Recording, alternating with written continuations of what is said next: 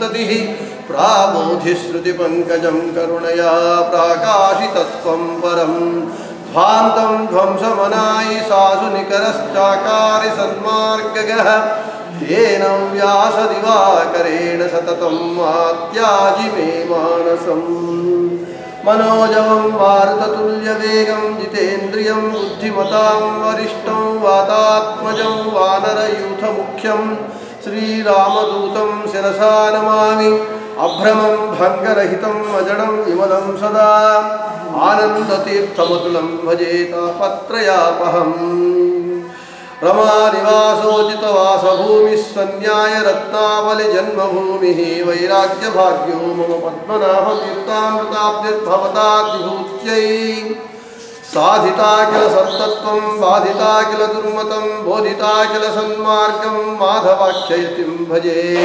मिथ्यासिद्धान्तदुर्भान्तविध्वंसनविचक्षणः जयतीर्थाख्यतरणिः भासतां no हृदम्बरे काले फलति सुरद्रुः चिन्तामणिरपि याचने दाता वर्षति सकलमभीष्टं दर्शनमात्रात् श्रीपादरान्मुनिः अर्थिकल्पितकल्पोऽयं प्रत्यर्थिगजकेसरी व्यासतीर्थगुरुर्भूया तस्मदिष्टार्थसिद्धये तपो विद्या विरक्त्यादि सद्गुणौघाकरानहं वादिराजगुरून् वन्दे हयग्रीवदयाश्रयान् प्रणमत्कामधेनुं च भजत्सुरतरूपमं श्रीभावबोधकृत्पादचिन्तामणिमुपास्महे वन्दारुकल्पतरवे वादिकैरवभानवे श्रीरामचन्द्रगुरवे नमः कारुण्यसिन्धवे पूज्याय राघवेन्द्राय सत्यधर्मरताय च भजतां कल्पवृक्षाय नमतां कामधेनवे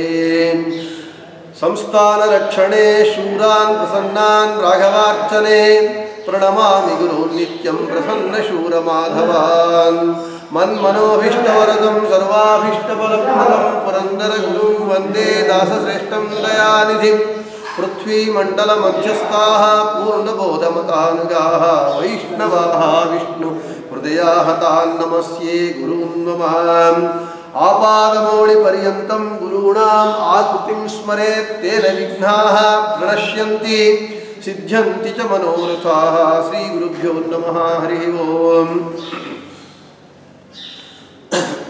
जगद्गुरु श्रीमन्मध्वाचार्यर ಮೂಲಮಹಾಸಂಸ್ಥಾನ ಶ್ರೀಮನ್ ಮಾಧವತೀರ್ಥ ಶ್ರೀಮಠದಲ್ಲಿ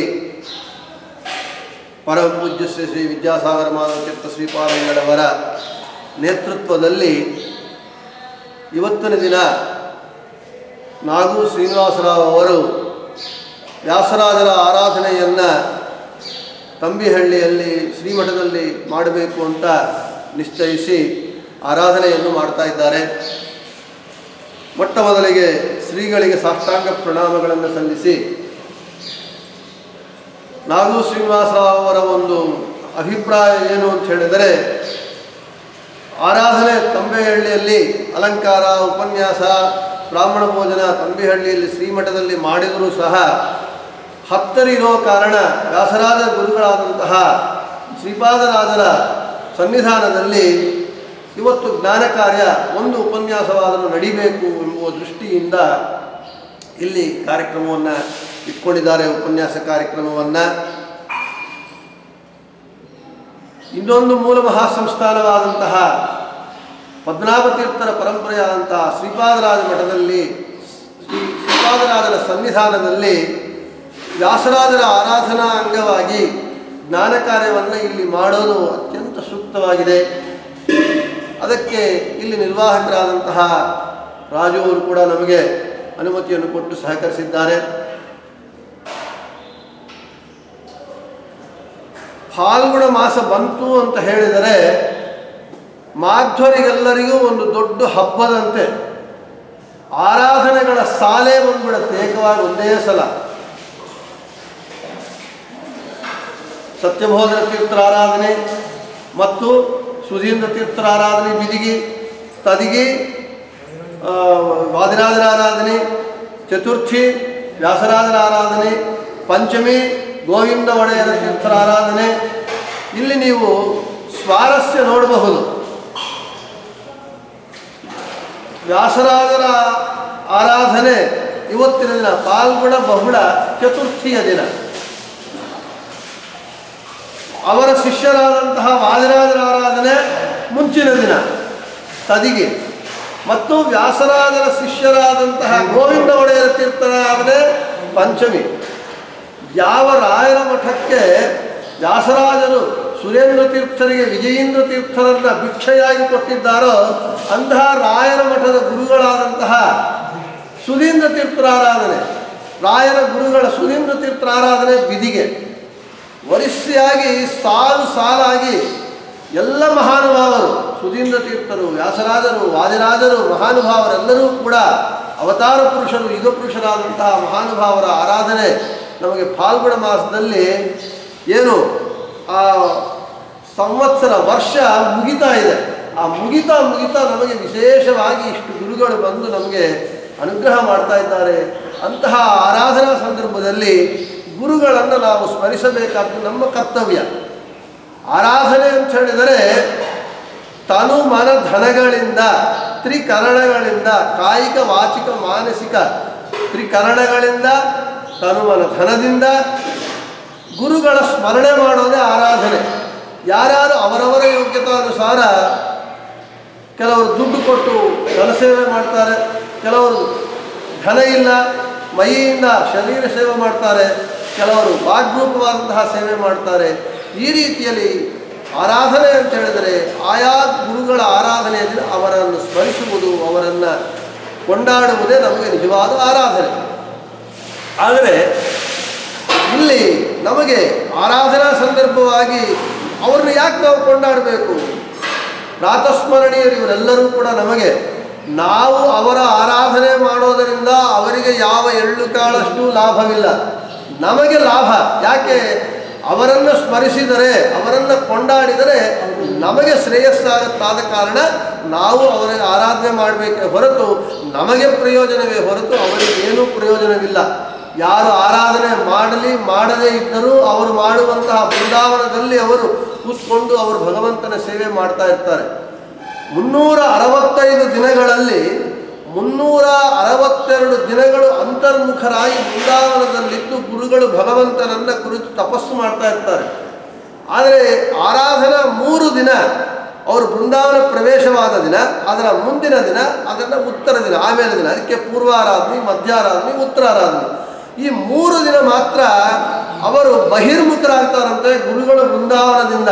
ಯಾಕೆ ಅಂತ ಹೇಳಿದರೆ, ಯಾರು ಆವತ್ತಿನ ದಿನ 3 ದಿನ ನನ್ನಲ್ಲಿ ಬರ್ತಾರೆ, ಸೇವೆ ಮಾಡ್ತಾರೆ, ಅವರನ್ನು ನೋಡ್ತಾರಂತೆ. ನೋಡಿ ಅನುಗ್ರಹ ಮಾಡಲಿಕ್ಕೆ ಬಹಿರ್ಮುಖರಾಗಿ ಯಾರು 3 ದಿನ ಆರಾಧನಾ ಸಂದರ್ಭದಲ್ಲಿ ಬಂದು ಅವರ ಸೇವೆ ನಮಸ್ಕಾರಗಳನ್ನು ಮಾಡ್ತಾರೋ ಅವರನ್ನು ಅನುಗ್ರಹ ಮಾಡಲಿಕ್ಕಾಗಿ ಬಹಿರ್ಮುಖರಾಗಿರ್ತಾರೆ. ಆದ ಕಾರಣವೇ ನಾವು ಆರಾಧನೆ ಮಾಡೋದು. ನಾವು ಅವರನ್ನು 362 ದಿನಗಳು ನೋಡಿದರೂ ಪ್ರಯೋಜನವಿಲ್ಲ. ಅವರು ಒಂದು ಕ್ಷಣ ಕಾಲ ನಮ್ಮನ್ನು ನೋಡಿಬಿಟ್ರೆ ನಮ್ಮ ಜನ್ಮ ಸಾರ್ಥಕವಾಗತ್ತೆ. ಆದ ಕಾರಣ ನಾವು ಆರಾಧನೆಯನ್ನು ಮಾಡ್ತಾ ಇದ್ದೇವೆ. ಇನ್ನು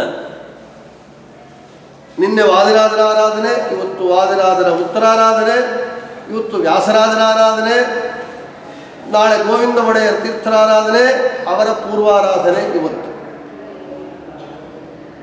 ವ್ಯಾಸರಾಜರ ಆರಾಧನಾ ಸಂದರ್ಭವಾಗಿ ಜ್ಞಾನಯಜ್ಞವನ್ನು ನಾವು ಏನೇ ಮಾಡಲಿ, ಪಂಚಾಮೃತ ಅಭಿಷೇಕ ಮಾಡಿದ್ವಿ, ಬೇಕಾದಷ್ಟು ಮಹಾಪಂಚಾಮೃತ ಅಭಿಷೇಕ, ಹಣ್ಣುಗಳು, ಹಾಲು, ಮೊಸರು, ಲೀಟರ್ಗಳು ಹಾಕಿ ಬೇಕಾದಷ್ಟು ಮಾಡಿದ್ವಿ. ಒಳ್ಳೆ 5 ಭಕ್ಷ್ಯಗಳಿಂದ, ಭಕ್ಷ್ಯ ಭೋಜ್ಯಗಳಿಂದ ಊಟ ಮಾಡಿಸಿದ್ವಿ. ಇವೆಲ್ಲ ಒಂದು. ಆದರೆ ಭಗವಂತನಿಗೆ ಜ್ಞಾನಯಜ್ಞ ಬಹಳ ಪ್ರೀತಿಕರವಾದದ್ದು. ಜ್ಞಾನೀ ಸಚ ಮಮ ಪ್ರಿಯ ಅಂತ ಹೇಳ್ತಾನೆ. ನಹಿ ಜ್ಞಾನೇನ ಸದೃಶಂ ಪವಿತ್ರ ಮಿಹ ವಿದ್ಯತೆ. ಆದ ಕಾರಣ ಭಗವಂತನಿಗೆ ಅತ್ಯಂತ ಪ್ರೀತಿಕರವಾದದ್ದು ಜ್ಞಾನ. ಹರಿವಾಯುಗುರುಗಳಿಗೆ ಜ್ಞಾನ ಬಹಳ ಪ್ರೀತಿಕರವಾದದ್ದು. ಆದ ಕಾರಣ ಆರಾಧನಾ ಸಂದರ್ಭವಾಗಿ ನಾವು ಭಗವಂತನನ್ನು ಪ್ರೀತಿ ಮಾಡಬೇಕು, ಭಗವಂತನಲ್ಲಿ ಜ್ಞಾನ ಕಾರ್ಯವನ್ನು ನಡೆಸಬೇಕು ಅಂತ ಜ್ಞಾನಯಜ್ಞವನ್ನು ಇಲ್ಲಿ ಇಟ್ಕೊಂಡಾಗಿದೆ ಶ್ರೀಪಾದರಾಜರ ಸನ್ನಿಧಾನದಲ್ಲಿ ವ್ಯಾಸರಾಜರ ಆರಾಧನಾ ಸಂದರ್ಭವಾಗಿ. ಇಲ್ಲಿ ವಿಷಯ ಏನು ಅಂತ ಕೇಳಿದಾಗ ನಾಗು ಶ್ರೀನಿವಾಸರಾವ್ ಅವರು ಹೇಳಿದರು, ಶ್ರೀಪಾದರಾಜರ ಗುರುಗಳು, ವ್ಯಾಸರಾಜರ ಶಿಷ್ಯರು, ಗುರು ಶಿಷ್ಯರ ಸಂಬಂಧದ ಬಗ್ಗೆ ಪ್ರವಚನವನ್ನು ಮಾಡಬೇಕು ಅಂತ ಹೇಳ್ತಾ ಇದ್ದಾರೆ. ಶ್ರೀಪಾದರಾಜರು ಮಹಾನುಭಾವರು, ಅವರ ಬಗ್ಗೆ ನಾವು ಮಾತಾಡೋದಕ್ಕೆ ನಮಗೇನು ಅರ್ಹತೆ ಇದೆ? ವ್ಯಾಸರಾಜರು ಮಹಾನುಭಾವರು, ಅವರ ಬಗ್ಗೆ ನಾವು ಮಾತಾಡುವಂತಹ ಯೋಗ್ಯತೆ ಇಲ್ಲ. ಆದರೂ ನಮ್ಮ ವಾಕ್ಶುದ್ಧಿಗಾಗಿ ಮನೋವಿಶುದ್ಧೈ ಚರಿತಾನುವಾದ, ನಮ್ಮ ಮನಸ್ಸು ಶುದ್ಧಿಗಾಗಿ ವಾಕ್ಶುದ್ಧಿಗಾಗಿ ನಾವು ಅವರ ಕುರಿತು ಎರಡು ಮಾತು ಮಾತಾಡಬೇಕು. ಹೇಗೆ ಮಾತುಗಳು ಬರದೇ ಇರುವಂತಹ ಮಗು ಬಂದು ಬರದೆ ತಪ್ಪುಗಳಿಂದ ಮಾತನಾಡಿದರೆ ತಾಯಿ ನೋಡಿ ಹೇಗೆ ಸಂತೋಷ ಪಡ್ತಾಳೋ, ಹಾಗೆ ನಾವು ಶ್ರೀಪಾದರಾಜರ ಮುಂದೆ, ವ್ಯಾಸರಾಜರ ಮುಂದೆ, ವಾದಿರಾಜರ ಮುಂದೆ, ರಾಯರ ಮುಂದೆ ಸಣ್ಣ ಮಕ್ಕಳಂತೆ ಏನು ಮಾತುಗಳು ಬರಲ್ಲ. ಏನೋ ತಪ್ಪುಗಳು ಒಪ್ಪುಗಳು ಯಾವುದೋ ಒಂದೆರಡು ಮಾತು ಅವರ ಸೇವಾ ಮಾಡಿದರೆ, ಅವರ ಸ್ತೋತ್ರ ಮಾಡಿದರೆ, ಭಗವಂತನ ಗುಣಗಾನ ಮಾಡಿದರೆ, ಅಪ್ಪ ನನ್ನ ಶಿಷ್ಯ, ನನ್ನ ಮಗು ಏನೋ ಎರಡು ಮಾತಾಡಿದ್ದಾನೆ ಅಂತ ಅವರು ತಾಯಿ ಹೇಗೆ ಮಗು ತಪ್ಪು ಮಾತನಾಡಿದರೂ ಸಂತೋಷಪಟ್ಟು ಆಶೀರ್ವಾದ ಮಾಡ್ತಾರೋ ಹಾಗೆ ಗುರುಗಳು ಆಶೀರ್ವಾದ ಮಾಡ್ತಾರೆ. ಆದ ಕಾರಣ ಒಂದು ಅವರ ಅನುಗ್ರಹದಿಂದ, ಅದೇ ರಾಘವೇಂದ್ರ ವಿಜಯದಲ್ಲಿ ನಾರಾಯಣಾಚಾರ್ಯ ಹೇಳ್ತಾರೆ, ಅಸ್ಮದ್ ಗುರುಣಾಮಾಧಿಕ್ಯಂ ಕವಿಹಿ ಕೋವಾನುವರ್ಣಯೇ ತಥಾಪಿ ತತ್ಪ್ರಸಾದೇನ ಭಕ್ತ್ಯಾ ಕಿಂಚಿತ್ ವದಾಮ್ಯಹಂ ಅಂತ ಹೇಳ್ತಾರೆ ರಾಘವೇಂದ್ರ ವಿಜಯದಲ್ಲಿ ನಾರಾಯಣಾಚಾರ್ಯರು. ಗುರು ಸಾರ್ವಭೌಮರಾದಂತಹ ನಮ್ಮ ರಾಯರ ಮಹಿಮೆಯನ್ನು ವರ್ಣಿಸುವುದಕ್ಕೆ ಯಾವ ಪಂಡಿತನಿಗೆ ಸಾಧ್ಯವಾಗುತ್ತೆ ಅಂತ ಪ್ರಶ್ನೆ ಮಾಡ್ತಾರೆ. ಯಾವ ಪಂಡಿತನಿಗೂ ಸಾಧ್ಯವಾಗೋದಿಲ್ಲ. ಇಂಗ್ಲೀಷ್ ಗ್ರಾಮರ್ ಒಳಗೆ ಒಂದು ಪ್ರಕ್ರಿಯೆ ಇದೆ, ಕ್ವಶ್ಚನ್ ಟ್ಯಾಗ್ ಅಂತ ಹೇಳಿಬಿಟ್ಟು ಈಸ್ ಇಂಟ್ ಇಟ್ ಅಂತ ಕೇಳ್ತಾರೆ. ಹೌದಾ ಅಂತ ಕೇಳಿದ್ರೆ ಅವಾಗೇನು ಸಮಾಧಾನ ಬಹಳ ಬಲವಾಗಿ ಬರುತ್ತೆ. ಯಾರಿದ್ದಾರೆ, ಯಾರನ್ನ ಇದ್ದಾರಾ, ಈಸ್ ಇಂಟ್ ಇಟ್ ಅಂದರೆ ಯಾರೂ ಇಲ್ಲ, ಇಲ್ಲ ಅಂತ ಸಮಾಧಾನ. ಇಲ್ಲ ಅಂತ ಅಂದ ಮೇಲೆ ನೀವು ಯಾಕೆ ಹೊರಟಿದ್ದೀರಿ ರಾಘವೇಂದ್ರ ವಿಜಯ ಕಾವ್ಯವನ್ನು ಬರೀಲಿಕ್ಕೆ ಅಂತ ಪ್ರಶ್ನೆ ಬರುತ್ತೆ. ಆವಾಗೆ ತಥಾಪಿ ತತ್ಪ್ರಸಾದೇನ, ಕೇವಲ ರಾಯರ ಅನುಗ್ರಹದಿಂದ ಭಕ್ತ್ಯಾ ಕಿಂಚಿತ್ ವದಾಮ್ಯಹಂ, ಅವರಲ್ಲಿರುವ ಭಕ್ತಿ ಅತಿಶಯದಿಂದ, ಭಕ್ತಿಯಿಂದ, ಗೌರವದಿಂದ, ಅವರ ಅನುಗ್ರಹದಿಂದ ಎರಡು ಮಾತುಗಳನ್ನು ನಾನು ಹೇಳ್ತೇನೆ, ಕಿಂಚಿತ್ ವದಾಮ್ಯಹಂ ಅಂತ ನಾರಾಯಣಾಚಾರ್ಯರು ಹೇಳ್ತಾರೆ. ಹಾಗೆ ರಾಯರ ಪೂರ್ವಾವತಾರವಾದಂತಹ ವ್ಯಾಸರಾಜರ ಬಗ್ಗೆ, ವ್ಯಾಸರಾಜರ ಗುರುಗಳಾದ ಶ್ರೀಪಾದರಾಜರ ಬಗ್ಗೆ ಒಂದು ಎರಡು ಮಾತುಗಳನ್ನು ಅವರ ಅನುಗ್ರಹದಿಂದ ಇವತ್ತು ಒಂದು ಎರಡು ಮಾತುಗಳನ್ನು ನಾನು ಮಾತನಾಡೋದಕ್ಕೆ ಪ್ರಯತ್ನವನ್ನು ಮಾಡ್ತೇನೆ ಅಂತ ಹೇಳ್ತಾ, ಗುರು ಶಿಷ್ಯರ ಸಂಬಂಧ. ಗುರುಗಳಿಗೆ, ಗುರು ಶಬ್ದಕ್ಕೆ ಇನ್ನೊಂದು ಆಚಾರ್ಯ ಅಂತ ಪರ್ಯಾಯ ಪದವಿದೆ. ಜಗದ್ಗುರುಗಳು ಯಾರು? ನಮ್ಮ ಮಧ್ವಾಚಾರ್ಯರು. ಅವರಿಗೆ ಮಧ್ವಾಚಾರ್ಯರು ಅಂತ ಹೆಸರು. ಆಚಾರ್ಯ ಶಬ್ದಕ್ಕೆ ಅರ್ಥ ಏನು? ಆಚಾರ್ಯ ಶಬ್ದದ ನಿರ್ವಚನವನ್ನು ಹೇಳ್ತಾರೆ. ಆಚಿನೋತಿ ಶಾಸ್ತ್ರಾರ್ಥಾನ್ ಆಚಾರಂ ಗ್ರಾಹಯತ್ಯಪಿ ಸ್ವಯಂ ಆಚರತೆ ಯಸ್ತುತಮಾಚಾರ್ಯ ಪ್ರಚಕ್ಷತೆ. ಇದು ಆಚಾರ್ಯರಿಗೆ ಇರಬೇಕಾದಂತಹ 4 ಲಕ್ಷಣಗಳನ್ನು ಹೇಳ್ತಾರೆ. ಆಚಿನೋತಿ ಶಾಸ್ತ್ರಾರ್ಥಾನ್ ಆಚಾರಂ ಗ್ರಾಹಯತ್ಯಪಿ, ಮೊದಲು ಭಗವಂತನ ಕುರಿತು ನಿಸ್ಸಂಶಯವಾಗಿ ಅವನು ಜ್ಞಾನವನ್ನು ಪಡೆಯಬೇಕು. ಗುರುವಿನ ಲಕ್ಷಣ, ಆಚಾರ್ಯರ ಲಕ್ಷಣ. ಅವನಿಗೆ ಸಂಶಯ ಇರಬಾರದು. ಜ್ಞಾನವನ್ನು, ಭಗವದ್ಜ್ಞಾನವನ್ನು ಪಡಿಬೇಕು. ಪಡೆದ ಜ್ಞಾನವನ್ನು ಸ್ವಯಮಾಚರತೆ, ಅವನು ಆಚರಣೆ ಮಾಡಬೇಕು. ಮೊಟ್ಟ ಮೊದಲು ಜ್ಞಾನ ಪಡೆಯೋದಲ್ಲ, ಪಡೆದಿದ್ದನ್ನು ಆಚರಣೆ ಮಾಡಬೇಕು. ಆಚರಣೆ ಮಾಡಿದ್ದನ್ನು ಶಿಷ್ಯನಿಗೆ ಬೋಧನೆ ಮಾಡಬೇಕು. ಶಿಷ್ಯನಿಗೆ ಬೋಧಿಸಿದ್ದನ್ನು ಶಿಷ್ಯ ಆಚರಣೆ ಮಾಡುವಂತೆ ಮಾಡಬೇಕು. ಯಾರು ಈ 4 ಕೆಲಸಗಳು ಮಾಡ್ತಾರೋ ಅವರು ಆಚಾರ್ಯ ಶಬ್ದವಾಚ್ಯರು. ಅವರೊಬ್ಬರೇ ಆಚಾರ್ಯರು ಅಂತ ಕರೆಯುವುದಕ್ಕೆ ಅರ್ಹರು. ಹೀಗೆ ನೋಡಿದಾಗ ಆಚಾರ್ಯ ಶಬ್ದಕ್ಕೆ ಅರ್ಹರು ಯಾರು ಅಂತ ಹೇಳಿದ್ರೆ ನಮ್ಮ ಮಧ್ವಾಚಾರ್ಯರು ಬಿಟ್ಟರೆ ವಿಶ್ವಗುರುಗಳಾದಂತಹ ಇನ್ನು ಯಾರ್ಯಾರು ಆಚಾರ್ಯರ ಶಬ್ದಕ್ಕೆ ಅರ್ಹರೇ ಅಲ್ಲ. ನಮ್ಮ ಆಚಾರ್ಯರು ಅಂದರೆ ಆಚಾರ್ಯರಷ್ಟೇ, ಮಧ್ವಾಚಾರ್ಯ. ಇನ್ನು ಯಾರು ಬೇರೆ ಆಚಾರ್ಯರೇ ಸಾಧ್ಯ ಇಲ್ಲ. ಇನ್ಯಾರನ್ನ ಬೇರೆಯವ್ರ ಹೆಸರು ಹೇಳಬೇಕಂದ್ರೆ ಹೇಳಬೇಕು, ಹೆಸರಿಟ್ಟು ಕೃಷ್ಣಾಚಾರ್ಯರು, ರಾಮಾಚಾರ್ಯರು ಅಂತೇಳಿ. ಆಚಾರ್ಯರು ಅಂತ ಹೇಳಿದ್ರೆ ಮಧ್ವಾಚಾರ್ಯರೇ, ಇನ್ನು ಯಾರಿಗೂ ಅನ್ವಯಿಸೋದಿಲ್ಲ. ಸೂತ್ರಗಳು ಅಂತ ಹೇಳಿದ್ರೆ ನಿರುಪಪದ ಸೂತ್ರಗಳು ಅಂದರೆ ಬ್ರಹ್ಮಸೂತ್ರಗಳೇ ಅರ್ಥ ಅಷ್ಟೇ. ಆದ ಕಾರಣ ಆಚಾರ್ಯರ ಗುರುಗಳು ಯಾರು? ನಮ್ಮ ವೇದವ್ಯಾಸ ದೇವರು, ಭಗವಂತನಾದಂತಹ ವ್ಯಾಸೋ ನಾರಾಯಣೋ ಹರಿಹಿ. ವೇದವ್ಯಾಸ ದೇವರು ಗುರುಗಳು, ಮಧ್ವಾಚಾರ್ಯರು ಶಿಷ್ಯರು. ಶ್ರೀಪಾದರಾಜರಿಗೂ ವ್ಯಾಸರಾಜರಿಗೂ ಆದರ್ಶ ಗುರು ಶಿಷ್ಯರ ಸಂಬಂಧ ಯಾವುದು ಅಂತ ಹೇಳಿದರೆ ವೇದವ್ಯಾಸ ದೇವರು ಮಧ್ವಾಚಾರ್ಯರೇ ನಮಗೆ ಆದರ್ಶ. ವೇದವ್ಯಾಸ ದೇವರಲ್ಲಿ ಆಚಾರ್ಯರು ಎಷ್ಟು ಭಕ್ತಿಯನ್ನು ಮಾಡ್ತಾರೆ ಹೇಳ್ತಾರೆ. ಪ್ರಿಯತಮಂ ಮಮ ಅಂತ ಹೇಳ್ತಾರೆ. ಪ್ರಿಯತಮಂ ಮಮ ಸನ್ನಮಾಮಿ ಅಂತ ಅನುವ್ಯಾಖ್ಯಾನದಲ್ಲಿ ಹೇಳ್ತಾರೆ. ಗುರುಗಳು ಅಂತ ಹೇಳಿದ್ರೆ ಅತ್ಯಂತ ಭಕ್ತಿಯನ್ನು ತೋರಿಸಬೇಕು. ನಮೋ ನಮೋ ಅಂತ ಹೇಳ್ತಾರೆ ಎರಡೆರಡು ಕಡೆ ಗ್ರಂಥಗಳಲ್ಲಿ. ಯಾಕೆ? ಒಂದು ನಮಸ್ಕಾರ ಭಗವಂತನಿಗೆ, ಇನ್ನೊಂದು ನಮಸ್ಕಾರ ಮಧ್ವಾಚಾರ್ಯ ಮಾಡಿರುವ ಗ್ರಂಥಗಳಲ್ಲಿ ಗುರುತ್ವೇನ ವೇದವ್ಯಾಸ ದೇವರಿಗೆ ಒಂದು ನಮಸ್ಕಾರ.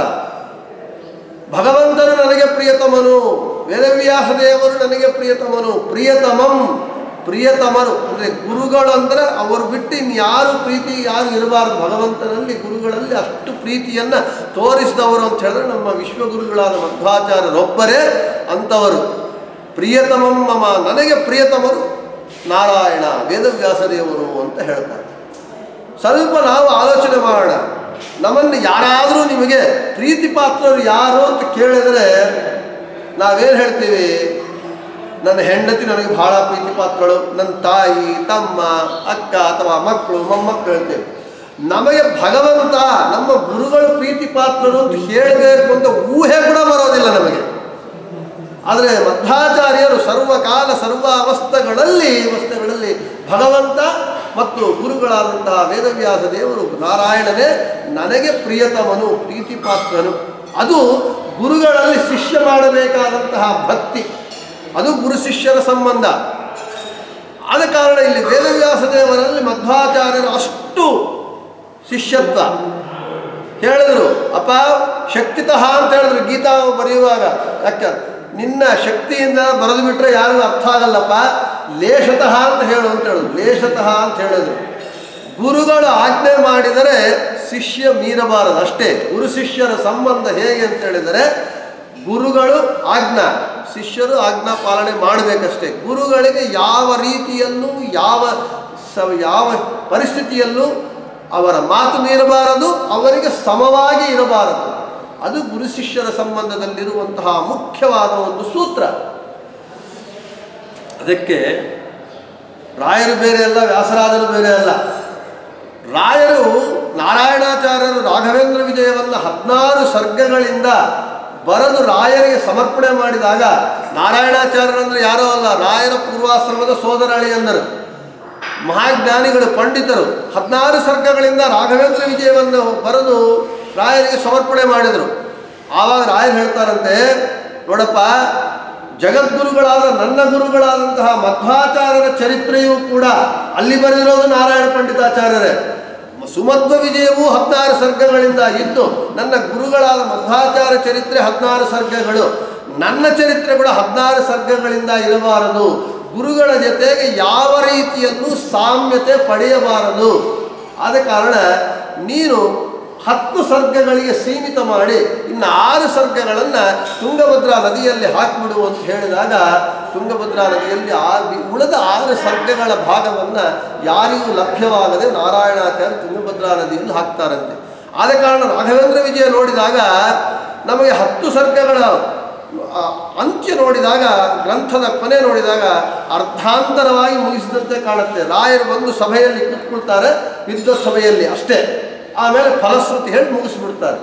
ಅಂದರೆ ಗುರು ಶಿಷ್ಯರ ಸಂಬಂಧ, ಶಿಷ್ಯನು ಗುರುಗಳಲ್ಲಿ ಹೇಗೆ ಇರಬೇಕು ಅಂತ ಹೇಳಿದರೆ ಅಷ್ಟು ವಿನಮ್ರನಾಗಿರಬೇಕು. ಗುರುಗಳ ಜೊತೆಗೆ ಯಾವ ರೀತಿಯಲ್ಲೂ ಸಮವಾಗಿರಬಾರದು, ಗುರುಗಳ ಮುಂದೆ ಗಟ್ಟಿಯಾಗಿ ಮಾತನಾಡಬಾರದು, ಗುರು ಆಜ್ಞಾನ ಲಂಘಯೇ, ಗುರುಗಳ ಆಜ್ಞಾ ಮೀರಲೇಬಾರದು. ಇದು ಗುರು ಶಿಷ್ಯರ ಸಂಬಂಧದಲ್ಲಿ ನಮಗೆ ಆದರ್ಶಪ್ರಾಯರು ಯಾರು ಅಂತ ಹೇಳಿದರೆ ವೇದವ್ಯಾಸ ದೇವರ ಮಧ್ವಾಚಾರ್ಯರ ಗುರು ಶಿಷ್ಯರ ಸಂಬಂಧವೇ ಜಗತ್ತಿಗೆಲ್ಲವೂ ಆದರ್ಶ. ಯಾಕೆ?